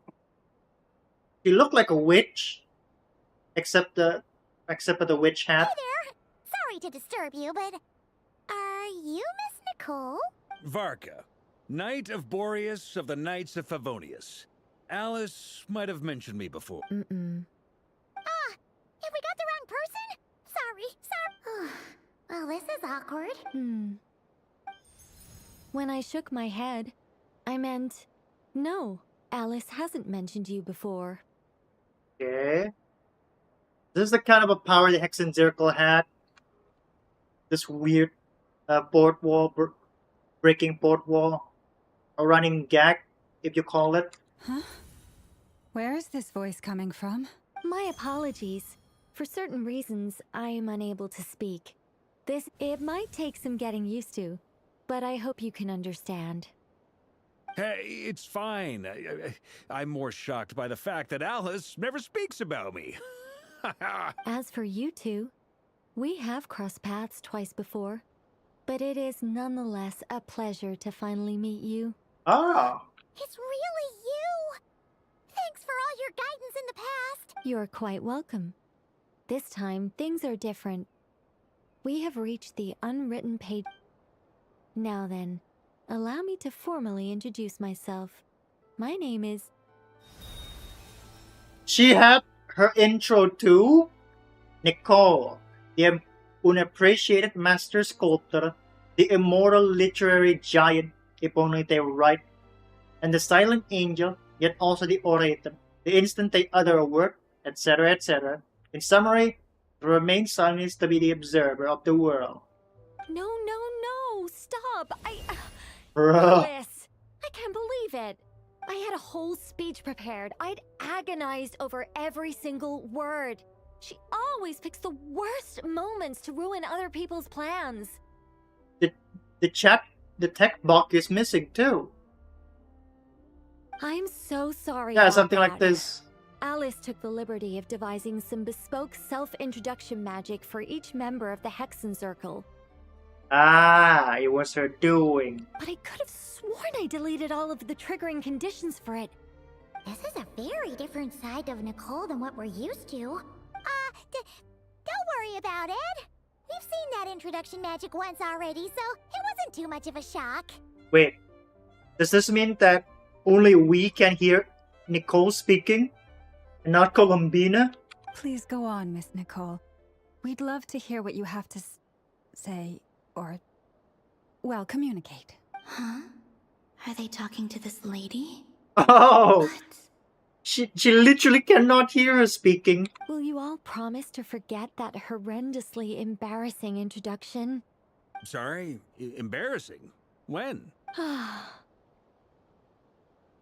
Among the word that popped just now, I saw. Yes, my name is Nicole, and I am one of a very few angels who have retained both their preferred form and their power. The Traveler and Paimon should be no strangers to this concept. There is another of our kind in Natlan. They call her the Lord of the Night. Alright! Paimon remembers her! We never seen her in person. Yes. Well, I have retained more of my power than she. She looked bored. It's because I don't Look have at her a go. long-term duty to fulfill. She doesn't To be more specific, She doesn't grasp the hop of the conversation. no. We'll be here all day if I get into the specifics. That's right. Is that something you can give us any guidance on? Yes, I do know a way. It began with the Hyperboreans, who lived after the War of Funerary Flame. Or maybe not. It shouldn't be an issue. I'll fill in the gaps for you when we have more time. Anyway, after that war ended, the three moons retreated to beyond the fault. The Hyperboreans were humans I once aided. They accepted the civilization and creations bestowed upon them by the angels. These what the Hyperboreans look like. Their clothing indeed look ancient. They wore funny hats too. Some of them at least. But despite accepting many blessings of the angels, many among them still held on to their faith in the moons. They were reluctant to accept the new order. Even after the War of Oh, she Funerary chasing Flame, the chick badger. they sought to contact the moon goddesses beyond the sky and receive their guidance. But all three had passed away by that point. This mage has a unique method of communicating. Is she talking about the moons? Yes, she did. Yes, but they did not know. And so, still they prayed for the moon goddess's mercy. After building titanic structures that consumed vast amounts of Kuvaki, at last they glimpsed the moons and heard their voices. But of course, they were gravely disappointed. For it was then that they realized the three moon goddesses were dead. Oh, that's such a sad story. It is. Humanity was in a very sorry state at that time. The angels who had once aided them were gone. Just a second, I gotta ask. How relevant is all this history to the task at hand? Well, I mean, it's... Okay, it seems we've drifted into irrelevant narrative waters. Yeah, boy. It's been a while since I've had the chance to speak inside someone's head. As soon as I got started, I lost control and the words just flowed out like a waterfall. Oh, I thought she can see Columbina. Not only Columbina can hear her, but she cannot see her. What I'm trying to say is... Right, yes, that's it. The relevant part is the ritual created by the Hyperboreans. The fact that they bypassed the false sky and saw the true moons implies that they successfully built a connection between Teyvat and the outside world, which means, with enough Kuvaki and a sufficiently stable connection, it should be feasible to send one... Okay, so they built some kind of portal? Oh, yes. A portal. Yes. Guess that's how Columbina is supposed to go into the moon. Is something wrong? I just didn't expect you to summarize it so well. It turns out I could have said all that in one word, if only I'd managed to think of it. Oh, I thought I could turn the camera on to have a look at Columbina, what she's doing. No, please, it's fine. This is invaluable knowledge. I'll be sure to record and preserve everything in writing. Oh, really? Well, in that case, I suppose I could backtrack and add some more detail. I did gloss over a few things so far. You look bored. Whoa, whoa, whoa, time out. let's summarize what we've got first. The Hyperboreans were the last ones to use this method, right? So we somehow need to find whatever structure they built and make sure there's enough Kuvaki to power it up. Luckily, we have the moon marrow of both the eternal and iridescent moons, so we're all good for Kuvaki. Which means the key issue we need to focus on is finding the place. Am I right so far? Yes. Although I expect the structure is long gone by now. That's not good. That's not good sign. How are we supposed to be able to bring back Columbina? That said, what if we could take advantage of the phantoms to travel back to a time when it still existed? Well, travel back isn't quite accurate. It's more like we'd be creating a handshake between 2 points in space-time. Ah, right. We wouldn't even have to pick a time when it still existed. It could just be a time when it still appeared in phantom form via projection, or we could project our own phantoms, fold them together, at... Basically, time You look travel. lost. Was that too hard to follow? They're basically doing a time travel, but without us being physically present there. Just our phantom. Yeah, things got a little, technical there. Alright. Let me think about how to put this more simply. Okay, got it. Over the next few days, I'll search for phantoms that we can use. Once I find one that meets the criteria, I'll let you know and we'll regroup. By completing certain rituals, specific individuals will be able to enter the phantom and make it to the Hyperborean structure. If everything checks out and it looks feasible, we'll just need to wait for Moon Prayer Night, and we can send the Moon Goddess back home. But I'm really skimping on the detail here. Is this making any sense at all? the Moon Goddess is no longer here. I think so. For now, we'll just wait to hear from you. Yes. Basically, yes. Great. Counting on you. In the meantime, we'll focus on finding the Moon Goddess's name. My name? Are they looking for a way to stop me from disappearing? Yeah, they're your friends. They're not going to give up with you. At least right now, lady. Excuse me, Miss... Go on, Miss Nicole. This conversation was a little all over the place. I didn't catch your name. I am Lauma, of the Frost Moon Scions. Ah, I did wonder. I noticed that you listened very intently when I spoke about Hyperborea and the moon's history. If you'd be interested, I'd love to visit you this evening and go through it again in greater detail. Also, if you were serious about making a record, it would be too risky to simply write down the raw details as is. I would suggest some tweaks. Maybe rewrite the stories as fairy tales, or anyway, we can cross that bridge when we come to it. So, see you later then? See ya! Witches really do love She tease, seems huh? friendly. It's just... It's so nice to find someone who's actually willing to listen. I've been dying for a chance to finally go through all this system. Now Paimon gets why Alice told us to mind our heads. Oh. That's what she meant. She's going to Lord bomb us into oblivion. Kingdom Come. What did I tell you? A lot of quirky people in Alice's orbit. Now then, the next order of business is, where do we start looking for the Moon Goddess's name? Maybe the rest of what Nicole has to say might give us some clues. Once I've heard her out, I'll summarize the salient points and share them with you all. I'm also inclined to review our other documents. Yes, our faith was first established by our Hyperborean ancestors, but many of the more factually accurate records are from after Kuthar's birth. I have a hunch that the Batui might know something too.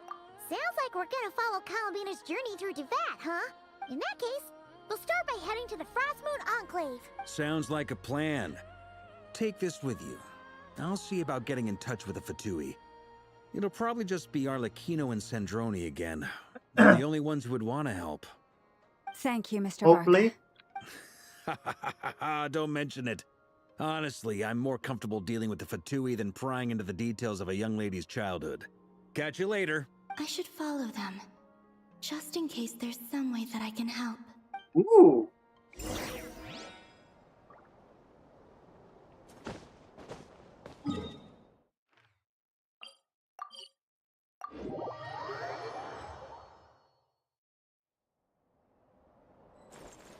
Okay. A while ago, I took the time to organize all documents in our possession that pertain to Kutar. What you see here is the material I consider reliable. Sejarah Kutar. You're saying there's unreliable material too? Yes. Most of the information we have was transmitted through an oral tradition. Inevitably, some of her stories were mythologized and deified over the years through countless retellings. That's why I organized them into reliable and unreliable. There's no sense seeking answers in history unless we can ensure the veracity of the historical record. Makes sense. Alright, let's take a look through. Clear and conscious would be the only way to describe the writing style of these historical records, but you could just as easily describe them as terse and dry. Almost all these records refer to Kutar instead of Columbina. Although neither of those is her real name. Paimon's not sure what point she's trying to make. She can actually sit on the table. What we can gather from these records is that the Frost Moon Scions worshipped her as a god, placing impossible expectations upon her. I mean, I kinda did saw her. I mean, we kinda did sit on a chair like minutes ago. As Columbina, that is. I just didn't know she can sit on a cutscene as well. It probably makes sense because if she cannot even stand on the ground while she is fading away, she probably sunk into the ground. I cannot fault them for their earnest faith, but for all their devotion, worshipping her day in, day out changed nothing. I imagine that none of it resonated with Columbina. It wouldn't surprise me if, even back then, she had already begun to reject the name Kutar and everything it represented.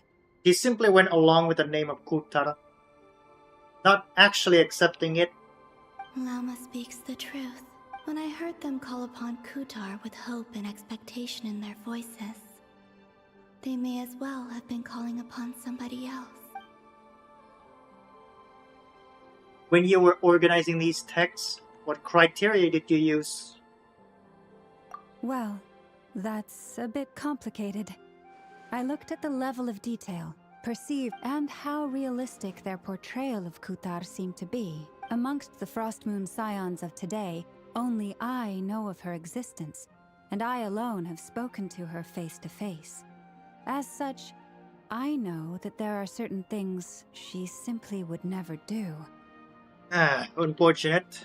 The one that know more about Kutar is long dead, at least on a personal level. That being said, I have sensed some changes in her lately. Changes? Me? Seems like this is getting us nowhere. For what it's worth, why don't we check the unreliable sources too? Sure. She now sat on a slab of a wall. Exerting but a fraction of her divine might, Kutar sheared a great mass from the snow-capped mountain and cast it into the sea, upon whose surface shone the mirror image of the moon. Thus was formed the island of Hisi. Exaggeration. Even she's laughed. Yeah, right. That doesn't even begin to pass the sniff test. The 3 moons are not but lies through and through. Only one moon has ever shone for us, and Kutar is her name. The subjectivity is strong in this one.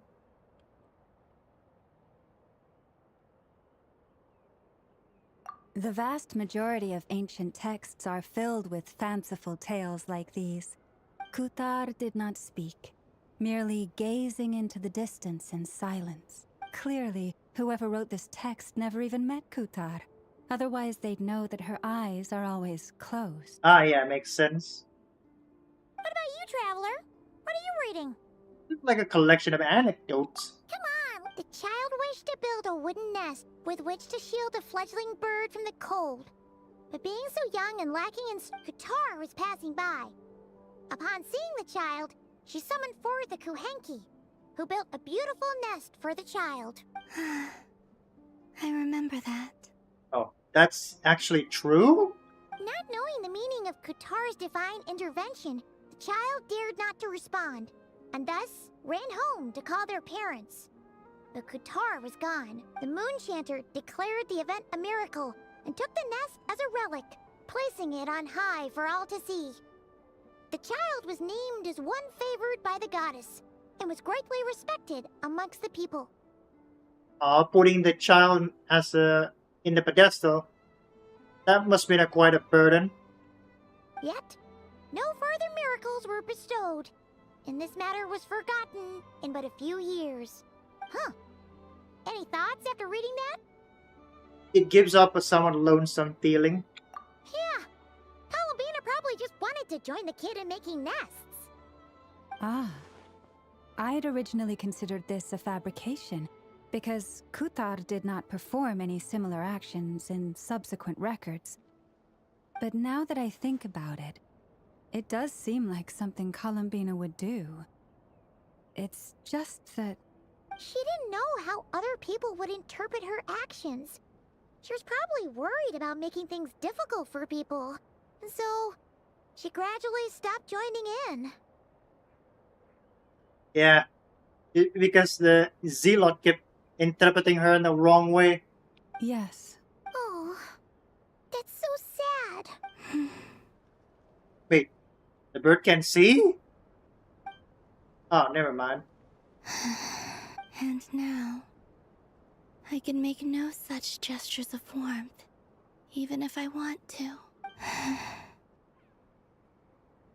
Don't give up just yet. Still no name. That's a bit of a shame.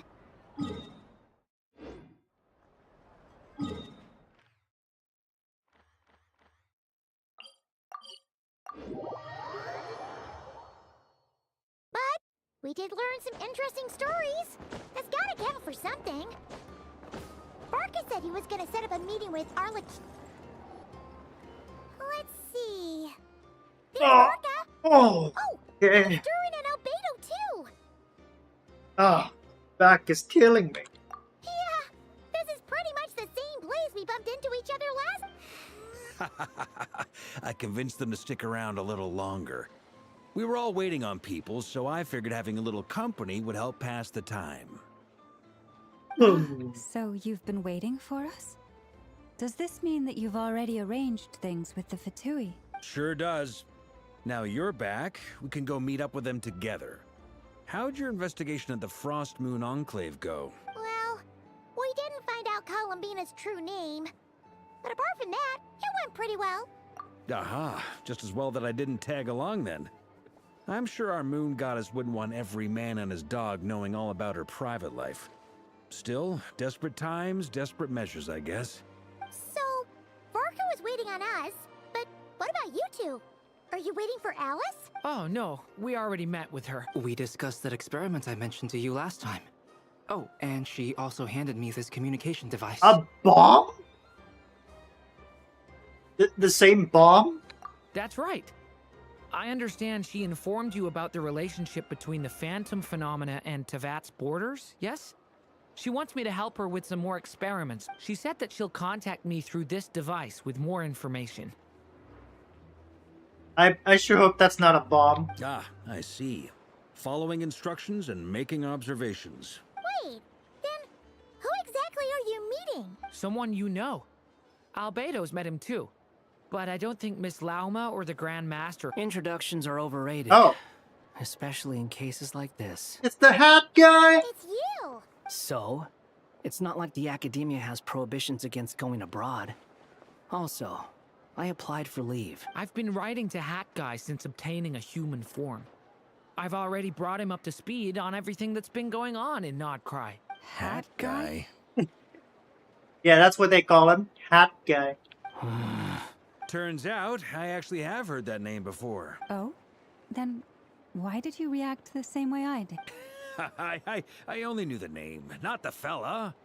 But since we're all here, let's do some introductions for what it's worth. I'm Varka, Grand Master of the Knights of Favonius. Master of the Knight of the Vaponius. Lauma, Moon Chanter of the Frost Moon Scions. And I'm a Driosh from the Vahumana Darshan of the Sumeru Academia. Hat guy. Hat guy. Good to see you again, Mr. Guy. I believe we last saw each other on the boat ride here. They came to not cry together. Mind you, the only reason I came here is because there's someone I want to look into. Oh. Who's that? The Doctor, also known as Dottore, second of the Fatui Harbingers. Ah, okay. You want a revenge? Got it. Just as I thought. From the tone of your voice, it sounds like there's bad blood between you. She can tell. I was reviewing our archives and noticed that a lot of information about him was missing. Left a bad taste in my mouth. Dottore, or Zondik, as he was then known, once studied at the Academia, but he got kicked out before he could graduate. Wait a second. That was Zondik in the Sumeru event?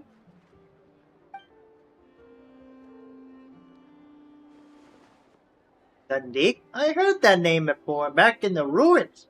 When the Ibis King mentioned that student. That was the Doctor? So the Harbinger's #2 man is a college dropout? How embarrassing for them. That's nasty, Burn. Last we heard, he was planning something. We actually heard that a few times before, even coming to Krai, but we haven't seen a trace of him since we got here. He only appears when something interests him. For all we know, he might have left already. Yeah, it's quite weird with all this Ray here of Solanaris rampage. We haven't seen him anywhere. What the hell? Where the hell is he going? I mean, at least Arlecchino and Sandrone got into action. But the fact he did something here at all is worth noting. It'll fill a couple extra lines in his... Why does it sound less like a file you're writing and more like a criminal record? Anyway, we were just about to meet 2 of the other Harbingers. Want to come along? You might learn a thing or two about him there. Will they going to recognize him? Sure. Even though they're Harbingers, well, they're old acquaintances of ours, so, you know, when you talk to them, try to be... I got it. The Frost Moon Scion's relations with the Fatui remain tense. Forgive me if I do not attend. Yeah, I cannot blame you. In that case, we'll continue assisting Miss Alice with her experiments. Good stuff. Everyone's having a fruitful time. All right, we better get going. I'll lead the way.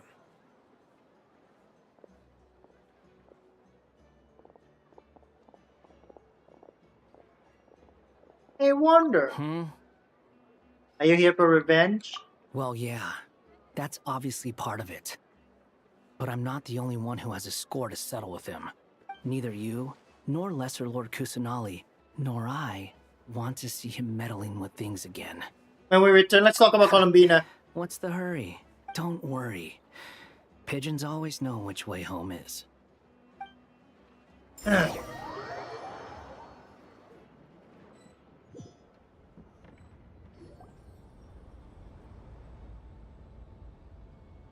You made it. Who is this? A scholar from Sumeru. They call him Hat Guy. He's an old friend of the Travelers. He's basically showed up and said, might as well have said, "What's up, losers?" in his mind. Wait, this is the Academia representative you wrote about? He doesn't exactly look the part. Oh, she looked bored. She kicked up some stones. I believe this will prove my identity. You'll notice it bears the seal of the Sanctuary of Surasthana. Well, what do you know? So it does. All right then. My mistake. It's fine. I expected as much. What? Shots fired. So as I mentioned in my letter, the Academia's got its eyes on Dottore, but this matter remains top secret. Apart from those assisting in the investigation, the fewer people who know, the better. If anyone asks, I'm here in Nodcry to pursue my personal academic interests. Gotta say, Barca, you did pretty well to keep all this under wraps for so long. Sounds like you got in touch with the academia Ooh. about this way back. Raskolnik up in the background. He's just chilling there, menacingly. you flatter me. They're all harbingers. Where do I even start? Remember that time we fought Rerir at Star Sand Shoal? He sure let me have it then, didn't he? I'll bet Dottore had that all sketched out, with me as his convenient little pawn. Yep. It's quite suspicious there's not a single action of him. He could not care less about us if he tried, but hey! The feeling's mutual. What is he up to, anyway? Does Dottore really strike you as the sort who values his relationships with his colleagues? Fair point. Definitely not. Which is why I always keep my guard up whenever he starts making suspicious moves. To that extent, our motivations align. On top of which, I consider you trustworthy people. Now, back on topic. In the wake of the Reikir of Solnari episode, Sandrone and I grew suspicious about Dottore's complete inaction during the entire affair. So we tried to find out what he'd been up to, but unfortunately to no avail. So he did a fine job covering his tracks. He never lets anyone in on his plans. The more he cares about something, the more secretive he gets. Indeed. Perhaps he believes that by keeping a low profile, he can avoid trouble. But yeah, I mean, he's been researching the ancient moon's remnants. And he's been trying to get his paws on the moon marrows. Only an idiot would believe he doesn't have something more planned. Wait. Wait. So who instructed Sandrone to hold on to the moon marrow? Was it him? If it is him, why would he just handed it over to Sandrone? That makes no sense. Ooh, this background music. with this in mind, I returned to Snezhnaya and relayed my thoughts to Her Majesty the Tsaritsa, entreating her to have him recalled. That's pretty direct.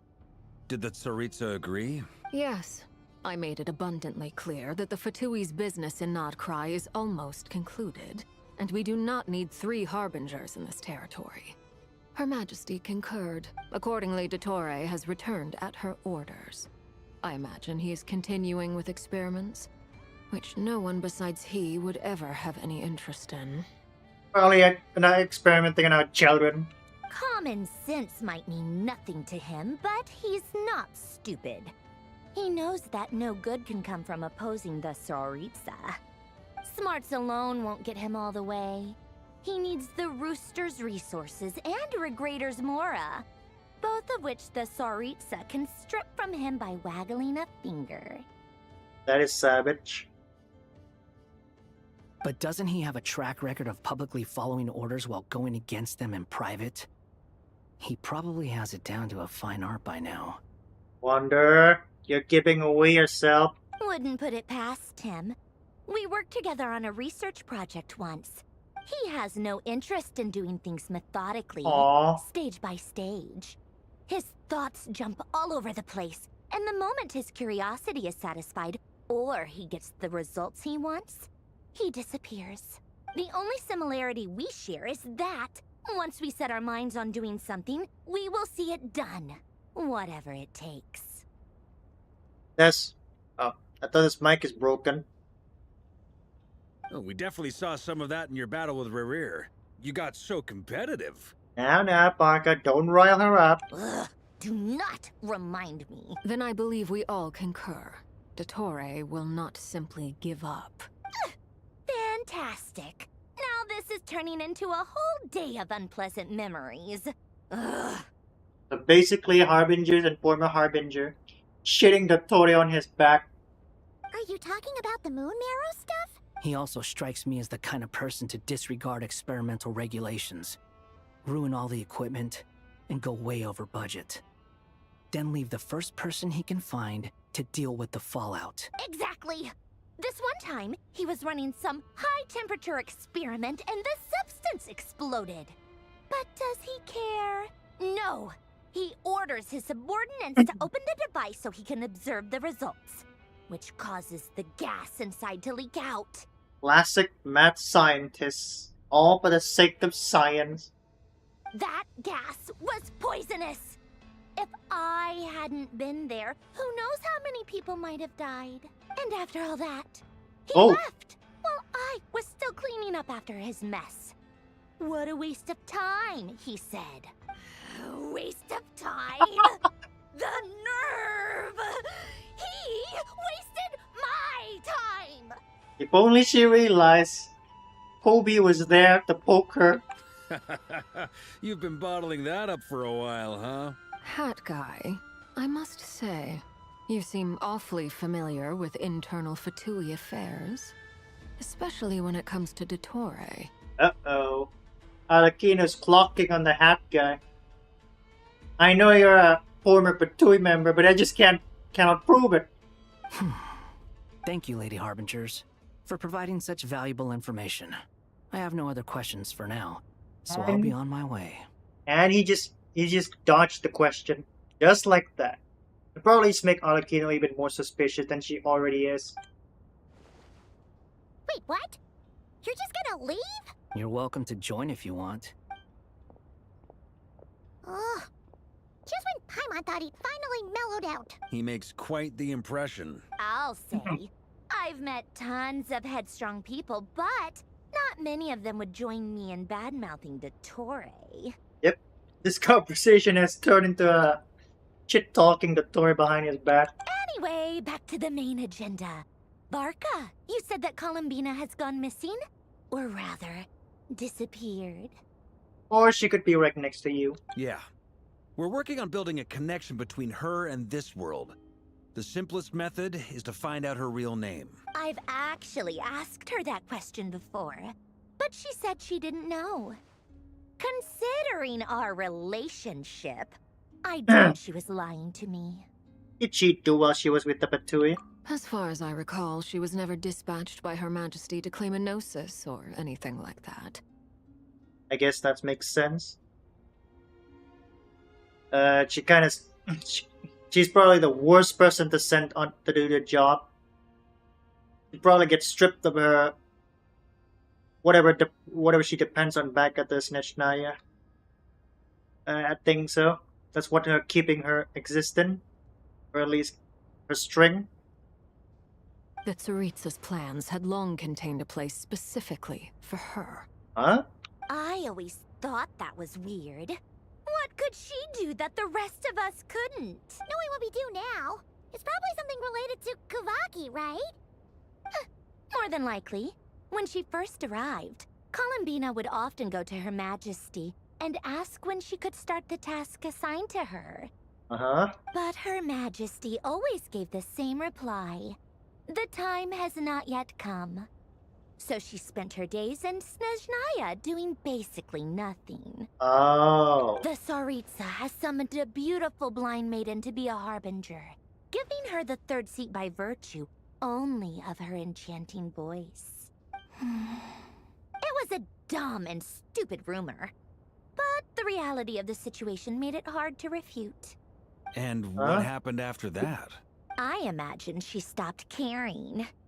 She no longer seemed to care why she had been recruited, and Her Majesty never gave her any missions, so she just continued to sing in the flower garden. For my part, I was busy. So busy, in fact, that watching someone be that idol had me fuming. But still, I got the sense that she had long been used to a life of other people claiming she was needed. I just felt that having a place to stay would cost me something eventually. Like the people going to use you? And so I waited quietly for the day that I would have to pay the price. Oh. And on the other end of that spectrum, you had me. Someone once told me that I had the lousiest work and the toughest luck. That's a good way of putting it. I forget who said it, but those words have always stuck with me. Sounds like something Wonder would say. No wonder. But you've done your job exceptionally well all this time. Because at heart, you are a conscientious person. What is it? Something come to mind? It's nothing. I'm just even more eager to learn her name now. I want to shout it to her from the rooftop. That makes sense. Nothing screams you are needed like your name shouted from across the town. Well, good luck with it. But if you ask me, Columbina is still the most shoutable name. I'm just so used to it now. After all the arguments we've had, I can't be bothered trying to remember another name for her. Nor I. Sandrone. Harlequino.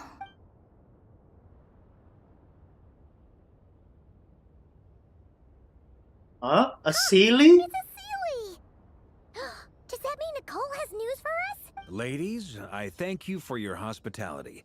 If the chance ever comes up, I definitely owe you both a drink sometime. I'm sure it will. You can make your own way out. Heck, you've been here enough times, you probably know your way around better than I do. I'll be in touch if the situation changes. Okay, time to do what adventurers do best. Follow that Sealy! And probably it'll move into the danger too. Who knows? Durin? We're playing Durin now? Oh. Oh! Here you are.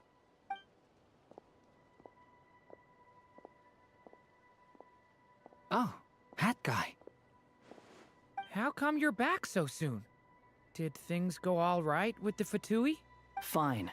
Dotori's been summoned home by the Tsaritsa. Couldn't get much more than that. How about you? Any progress with the investigation? Unfortunately not. We've tried everything. Different phantoms, Abyssal monsters roaming the land. People crying out in despair, with no hope of being rescued. Every time I see it, I can't help but think, is this what it was like in Mondstadt when Dragonspine Durin attacked? And if I fail in the task I've been given... That's just meaningless speculation. When we encountered similar phenomena previously, I tried to interfere with those illusions, using sounds and lights to guide them. However, we cannot change their fates. At most, we were able to extend their existences. The events of the past are like fate that has been written into Irminsul. There isn't a living thing in Teyvat that can escape its past. Because their fate has already been written there. It's in the past. You cannot change it. But Miss Alice instructed us to try to find ways to change the outcome that these phantoms face. It's an impossible task. Can't you just refuse? Since she asked us to do this, I feel like it can't truly be impossible. Or if it is, well, mages can make the impossible possible. I could not have been born as Durin otherwise. But you also said that your past 39 attempts were fruitless. That's true. But you're still going. Yes. Oh, he's not going to give up? Pantang nyerah? After this many futile attempts, surely you realize that you're not doing this because you still believe what some mage told you. It's because you want her hypothesis to come true. So, think for yourself about what you want to do. As long as you don't believe it's futile. Yeah. Previous experience indicates that we cannot touch the phantoms, which limits the effectiveness. If we want to clear this hurdle, we need to break this rule somehow. Same thought here. Following the same rules means repeating the same failures. So you mean we need to figure out a way to make contact with them despite... Yes, and I suspect that's something only you are capable of. Huh? Everything in Teyvat is logged in Irminsul, but the withering that once occurred in Sumeru was a sign that the Great World Tree was being corrupted. Oh. This corruption allowed things that should not have existed in Teyvat to appear. This is tantamount to rewriting reality to an extent. You're saying abyssal power might be able to affect those phantoms? No one's ever tried it before. If you're gonna try it... Is anyone there? Has anyone seen my daughter? She's missing. I have to find her. I hear someone inside. Spargana? Are you in there? That's mas piss. Ah! Oh. If I can use my abyssal powers to warn him that there is danger here, maybe it'll change his decision. Maybe he'll stay away. Yes. The important thing is not the nature of the power, but rather how you use it. Find me a quote from the God of War. It's the nature thing that matters, not its form. To intimidate and obstruct. Sounds about right for the Abyss. Let me try. I should be able to influence that thing. Why is Durina? Little girl. Ooh. What? This isn't the time for that! Just run! Oh. How do I make the stone pillars? I hear someone inside. Oh. Spargata? Are you in there? Oh! Which the phantom located? Obstruct attribute. Action of human phantom. Okay. What is this? Looks dangerous. I should get out of here. Okay.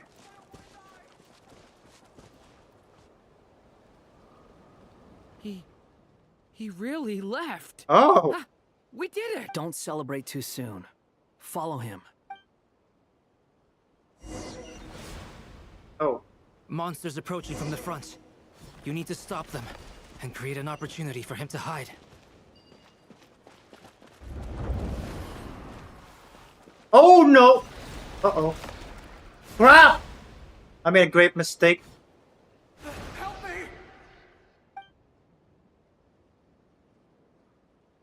Uh-oh. Monsters approaching from the front. You need to stop them and create an opportunity for him to hide. So how do I do that? Oh, okay. No, there's monsters ahead.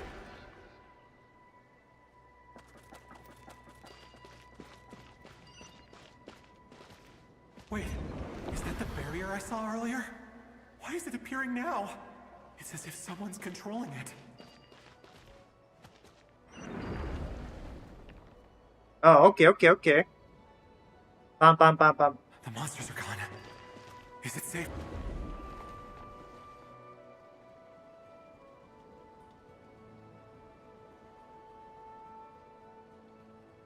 The barrier's gone too. How odd. Anyway, I guess I'll keep going. Ayo. Quickly. Let's keep up.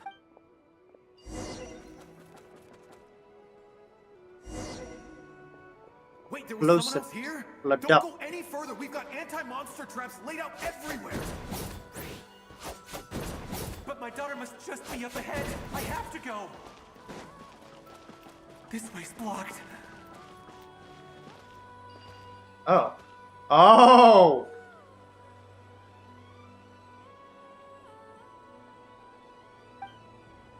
We might be able to use the explosives over there, but we need to take care not to hurt him. How do we do that?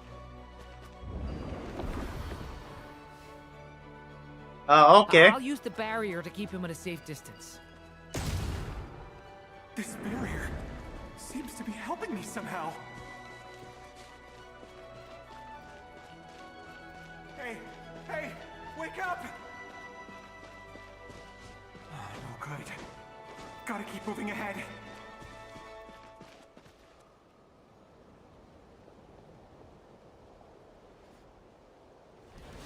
So many monsters! There's also a couple of explosive barrels. There's still a chance, Durin. Use the traps.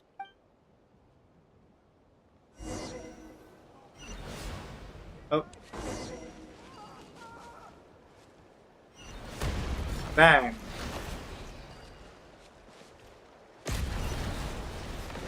Uh-oh.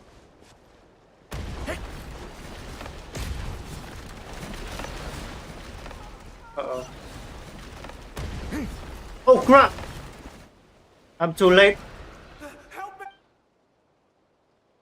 Damn it! This is gonna get really tough.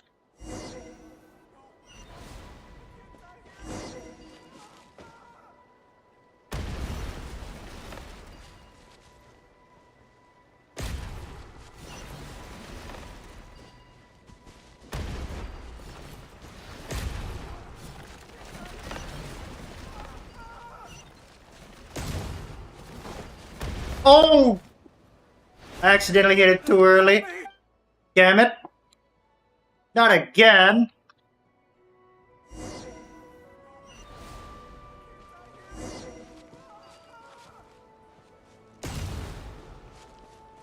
Detonate this.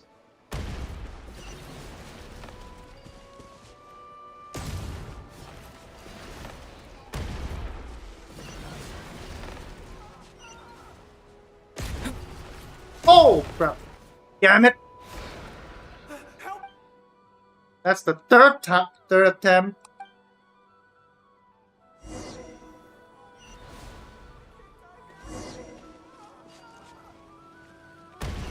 One. Two.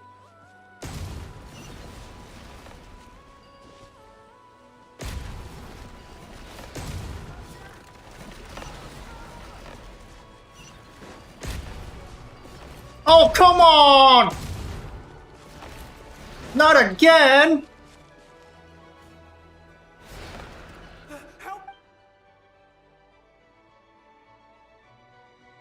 How am I failed to fail to blow him up?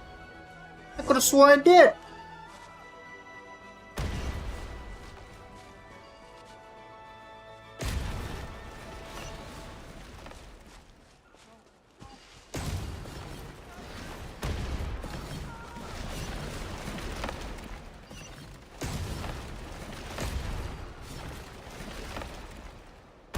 Oh, there you go. What? Oh. Okay. This Finally. is a new development. I've never seen this happen before. We might just be able to save this person.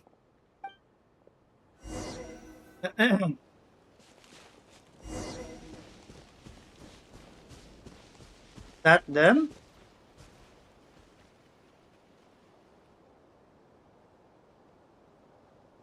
Hello there. Have you seen my daughter? Get out while you still can, you fool. You won't find any survivors. But I can't just leave her here. Sorry. Okay, thank you. If I do find her, I'll get her to shelter and come back for you. Don't bother. I've got nowhere. What's that noise? Monster! No, if he goes inside, he'll be walking into a trap. Yes. What? Oh, okay. Why? How will I know where Spargana's gone like this? You know what? I'll trust this strange barrier. It's gotten me this far after all. Come on, buddy. Let's go. Is it this one?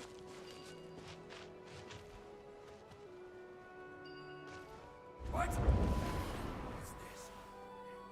Hey, Spargana, are you there? Hey, where did he go? Oh, there he is.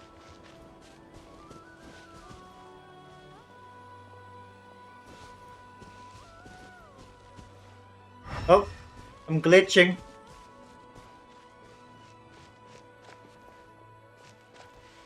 How do I open this? I cannot open this. What the hell's going on? Oh.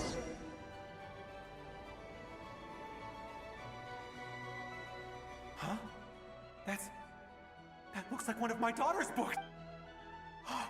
Yes, it's one of hers for sure. That's her name on it right there. Durin, just like last time. Use the explosives. Oh, this is gonna be tense.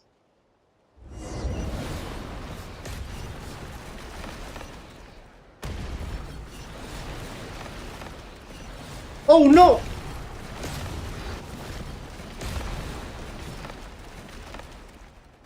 Oh. What? What just happened? It won't work. There's not enough left. If he makes it in, he'll die. But then, this clue could be the key to... It might not be the only one. Better he misses that clue than loses his life. I guess so. Lock the gate ahead of Rasmus. Stop him, Durin. We can't let him get any further in. That's my daughter's book! She's Oh! away! Why? Why won't you let me go in? I've searched and searched and searched. I no longer have anywhere else to go. Okay, what's going on? Did we fail? I'm sorry. He refuses to go anywhere else. Whether he opens this door or not, all that awaits him now is... Albedo? Hat guy? Let's try...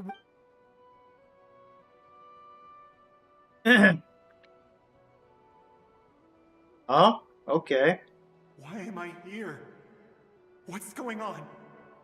All these scenes running through my head. Huh? What's going on? His reactions have changed. How many times have I...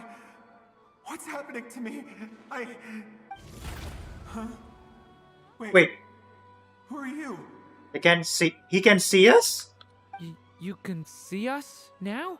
I feel like I always could, but that I only just realized you were there. I'm sorry, I don't... But you were the ones guiding me using that marked barrier, right? Okay. I haven't done anything yet, but those monsters, those deaths, they feel like I won't find my daughter. In fact, I'll ultimately die trying to find her. Isn't that right? No, it isn't. Yes, it is. Even so, we're trying to find a way out of this. You've not seen my daughter either, have you? You don't know what she looked like, so... It seems she really isn't here. I'm sorry we couldn't help you. I'm just... tired. How long do I have left? Experience says 15 to 20 minutes. Oh. 15 to 20. Thank you for all your help. Let's rest a while. Now's not the time for you to start pitying us. It's not pity. I'm just...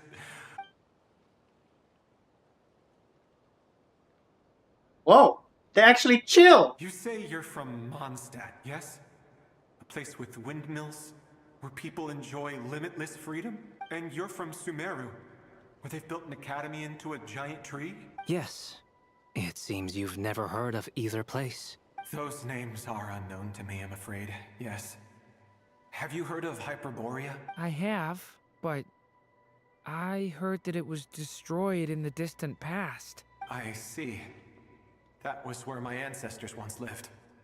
What about Delphi Pytho? Was it later rebuilt? No, I'm afraid that didn't ring any bell. I've never heard that name. Then what about Salvindaknir? I have seen that name on stone tablets on Dragonspine. But I'm afraid the only things left of that place are its ruins. I see. Sure enough, there was no way to turn this around, huh? I'm sorry. I was the one who asked to chat, but it seems like we're too many ages apart. There's barely any common ground to start from. It's all right. We did hear something new, at least. From how you speak of your lives, things must be going all right for you, I guess. They are. Mondstadt is a place of freedom and happiness. There's a lot of good people in the church and the Knights of Favonius, and even outsiders find that it's an easy place to feel at home. We have festivals a few times a year. Sumeru is a lot more uptight. Not really the kind of place where you can relax. It's a nation fraught with problems wherever you look. He's not even from Sumeru. He's from Inazuma. He just rewrite the history. But if all you want in life is to seek knowledge, I guess it's pretty much paradise. That's wonderful. In other words, after this all-devouring black tide passed, humanity did not merely avoid extinction, but rose to... I mean, I can see you all right now. That must mean the future isn't a total mess, right? Yep. Not quite, but also there's still a couple of abyssal mess there and there. That's true. Well, time's almost up. Let's part ways, I think. Might be best if you don't waste too much time on... The chances are slim, I know, but I'd like to spend these last few minutes looking for Spargana. May we meet again.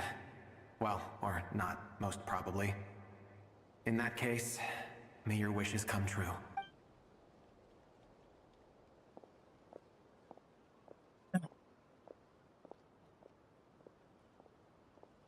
He's gone.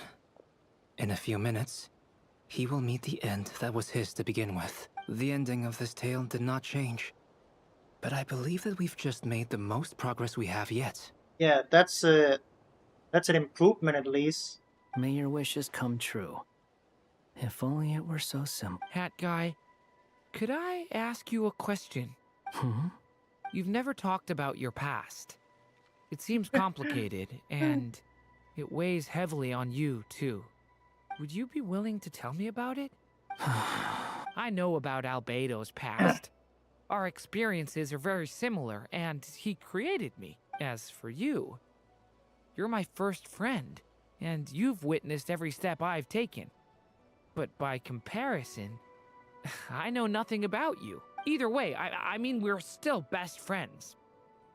But if I knew more about you, I might understand your thoughts a bit better. I've told you about myself. I'm a student at the academia. And what did you do before that? Prepared for the entrance exam? He's trying to avoid the question. All right. If you really don't want to talk about it, I won't press you any further. I was a puppet built from the branches of a white tree, using technology left behind by the Conrian schools of mechanical engineering. Finally, he's becoming open. A white tree? You mean an Irminsul tree? Yes. A branch of Irminsul that was once connected to the main tree. So you had a human creator too? Yeah. But my creator abandoned me after deciding that I was a failure. After that,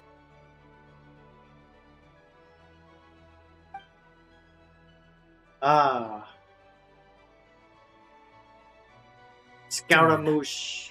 Resisting the influence of the abyss, suppressing the urge to destroy, trying to do the right thing.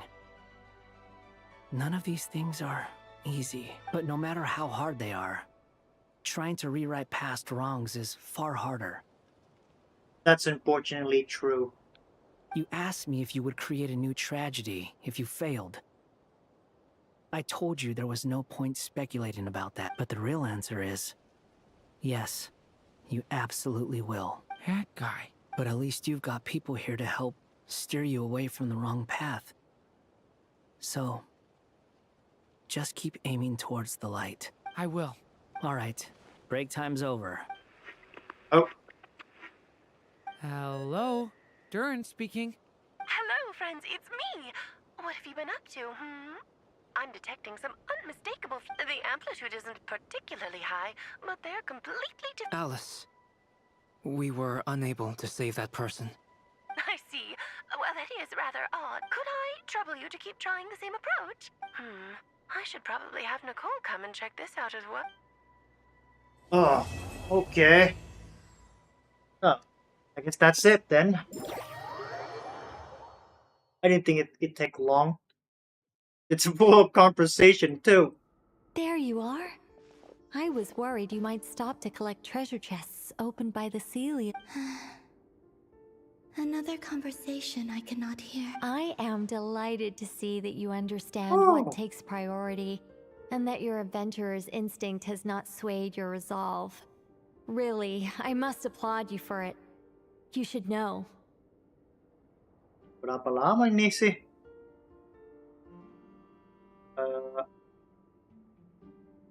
Sekitar 2 jam 30 menit ya? Paimon's head. Okay, I'll try and keep it short. My senses are telling me that this is where we shall find the entrance to the ruins. Oh, cool. Well, what are we waiting for? Let's open. Patience. This was a sanctuary of great importance to the Hyperboreans. Oh, like the place that housed the Eternal Moon's Marrow? Seems like the ancients were very fond of making tricky gate puzzle. Okay, so what's the plan? Need us to do anything? Ah, all right then. I was planning to start with some background on the invention of the... Remember what you were saying about priorities? Fine. Simply put, we need 3 human representatives to success. Think of it as a test from the 3 moon goddesses to see if the entrants are qualified, with the most recognizable qualification being Kuvaki. Pretty sure Lauma would ace that test. Oh, wait. But we need 3 people. Yeah, 3 people about the... Oh! Who can do as good as llamas to pass that test? I also have no doubt that the Moon Chanter would be qualified. But we would need 2 other people with the same constitution. Therefore, the most feasible method is not so much to follow the rules. I've done some research, and it turns out the mechanism is rather crude. We'll simply need humans to stand before it. I'm with you so far. How do we get the Kuvaki in them? The easiest way would be transfusion. Take some Kuvaki from Nod Krai's soil, put it into the bloodstream, and get it circulating in the body. So we're going to cheat on the test? And cheating it by through extensive Kuvaki exposure? Precisely. There are other methods, but this is the simplest one. Cheating the system. Sorry? Does the idea of cheating upset you, Miss Lauma? No, that's not it. I suddenly had an idea. What is it? Ooh, what is it? It's about Moon Prayer Night. I figured out a way for Kutar to join in the festivities. But as Paimon said, we need to have our priorities straight. Let's get back to the test. I'll follow up with Nefer on the festival arrangements. Okay. Anyway, is this really the best method we have? A Kuvaki transfusion sounds dangerous, no matter how you slice it. Yeah, regular person cannot be exposed to the Kuvaki for a very prolonged period. If you think... No need, we're good. Let's go with this one. Oops. If you think that's dangerous, wait till you hear the other methods. I'd be more than happy to go through them if you'd like. There are several... Very well. Kuvaki transfusion it is. Now, I should mention that the risks can be greater or lower depending on individual compatibility. Okay. It would be rash to simply infuse the Kuvaki and hope for the best. If the body rejects it, the reaction can be quite severe. I guess it's safe to say the Traveler is also one of the candidates then. I mean, the Travelers have absolutely no effect on the Kuvaki exposure. The symptoms are similar to another condition that some people living here suffer from, known as congenital Kuvaki sensitivity. So, before we execute our plan, I will perform a simple test of my own to see who is compatible and who is not. Once that is done, we will have to complete the resonance process as... What? No eating or drinking? Wait. What? Once that is done, we will have to complete the resonance process as rapidly as possible.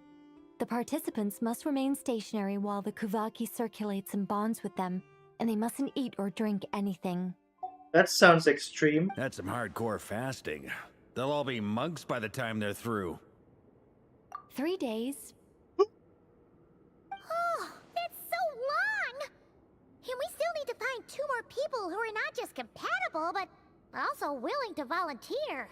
Fasting? What are they talking about? I'm willing to volunteer. Really? Don't you want to think this through? Well, she can survive the excessive Kuvaki exposure, so why not?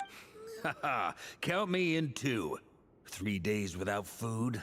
I can handle that. Miss Nicole has made it clear that this is the easiest way. The way I see it, there's nothing else to discuss. It's time to step up.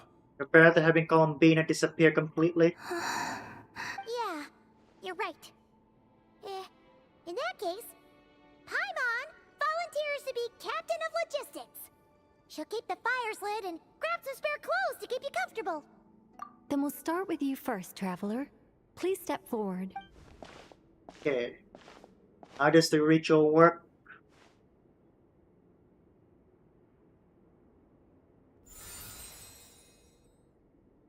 How's it going? Do you feel anything? Nope. How about now? Nope. And now? Still nothing.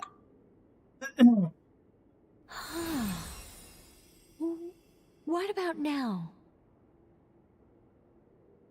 Nothing at all. You guys, it's not a competition, you know. All right, I'm officially impressed. Even as a descender, you can withstand far more than I imagined. It's like I summoned a giant stone titan to arm wrestle you, and your arm hasn't even moved an inch. In my last attempt, I infused 5 times the amount of Kuvaki required. That much? And I still didn't feel a damn thing? Yes. Safe to say, compatibility won't be an issue for you. You're eligible to join. Yippee! You're next, Mr. Varka. Ooh. Sure, here goes nothing. All right. I'll start where we left off. Oh. 5 times the required Kuvaki dose. Oh, that is extreme. Whoa, whoa, whoa, hey, wait a minute. Oh. How's it going? Ooh, no, not great. I kind of want to puke. Feels like I've been drinking too much. A few bottles of wine, then a big stein of Dark Horse. Some hard liquor from Leo I mixed in. He failed on the first try. You think this is funny? I just lost to a young lady in an arm wrestling contest. I'm never gonna live that down. My apologies.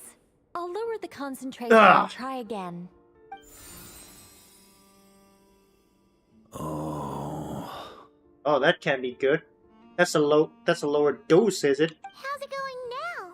I'm not as dizzy as last time, but I can still feel it pulsing around. In that case, you wouldn't be an ideal choice, Mr. Varka. Let's try someone else. Okay. Let's go ask some of our other friends then. Probably during good work. Oh! Damn it, this fly is still stuck on my screen. Ugh, how annoying.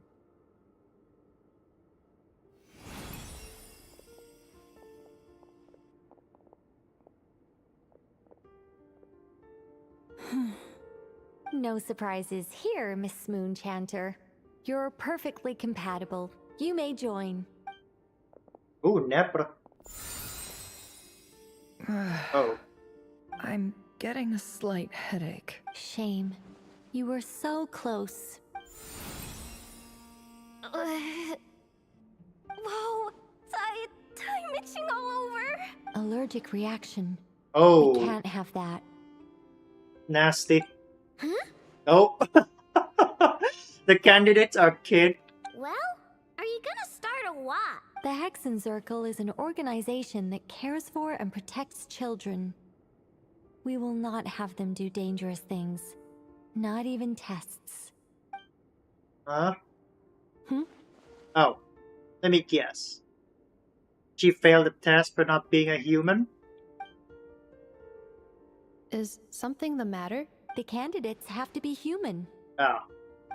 I guess that rules me out too. Yep. Which is a crying shame. Huh. Everyone except the Moonchanter got beaten.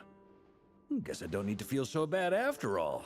I mean, looks like this isn't gonna be as easy as we thought. Perhaps I could ask for volunteers among the Frost Moon Scions. I'll see about talking to some trusted Lightkeeper colleagues. Itlua springs to mind. Ooh, Itlua. That's the guy showed up in the banner, right? In fact, I think we had some former Frost Moon Scions join our ranks recently.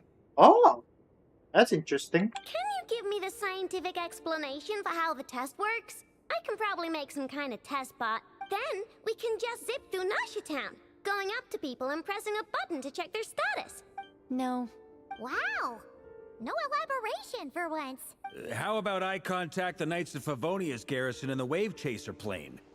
Shame that Lohan's already left. And that guy's even tougher than I am. Huh? You mean you drank more than you do? Strange. The Moon Goddess is clearly revered by many people. She mentioned that the world has rejected her from the very beginning. And when we fought the Reikir of Solnari, it seemed like she exhausted... Also, Paimon's not sure revered is the right word for how... Gratitude, certainly. For my part, anyway. It's basic reciprocity. She helped us, so she deserves our help in return. Yeah.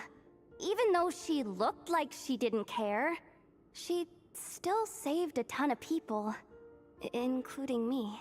Oh yeah, I still can't forget. She jumped into you to dodge the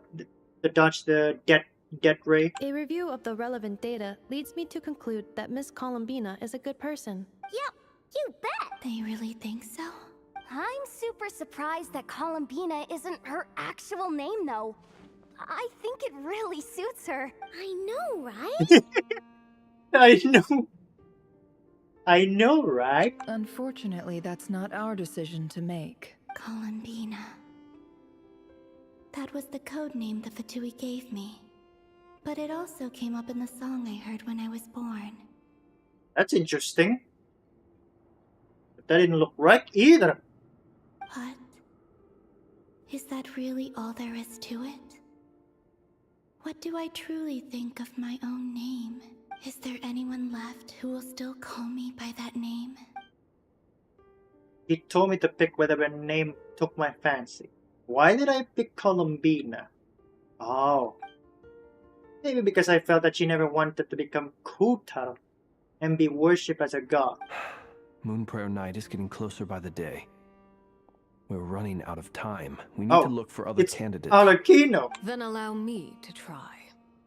Huh? What are you doing here?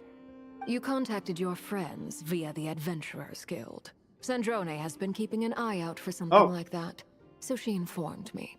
Since I have the ability to accommodate a moon marrow, I should prove to be a suitable candidate. Oh, she helping her friend Arlecchino. in need. When can we begin? I see. We can begin right away.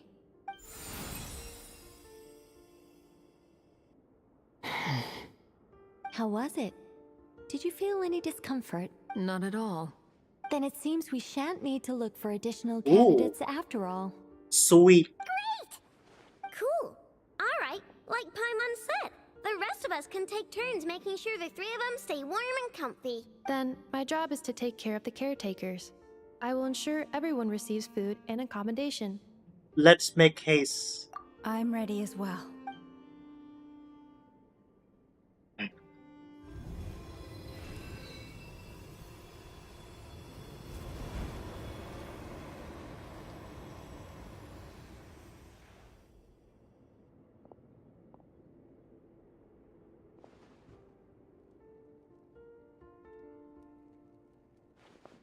Ooh.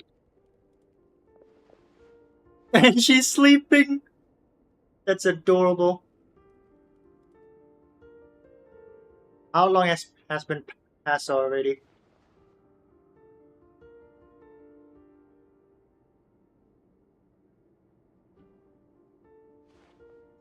Oh.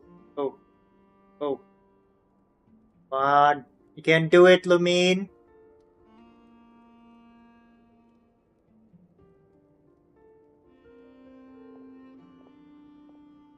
The work is done. The sacred scroll shut. The stars grow dim, the people silent. The white sun sets, the silver moon rises. O path to the temple, appear now before us. Oh, about time. Wow! It really opened! So that's what all this is about. They've been trying to open this gate. Come, let us enter. Wait. It might be best to eat something first. Take care to chew properly Ooh. and swallow slowly. It will give your body time to readjust to the digestion process. They will head in soon. Yeah, you're gonna need all those energy after fasting for 3 You days. will need to enter this gate. Can you enter it? Huh? What? I cannot pass through. Is it because I have no physical body? I guess so. It has been 3 days. My strength has all but completely faded. Can I really hold on until Moon Prayer Night? Don't give up.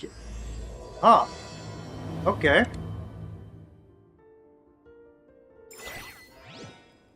Okay. Udah jam berapa ya guys? Jam 3:37 menit. Oke. I think we're going just stop it from here. Kita bakalan stop dari sini ya guys. Udah malam banget. Oke. Masih mampir di stream gue ya guys. Jangan lupa tekan tombol like dan subscribe-nya ya. Thanks for watching everyone. Don't forget to hit the like and subscribe button. I'll see you on the next stream. See ya, and have a good night. Okay.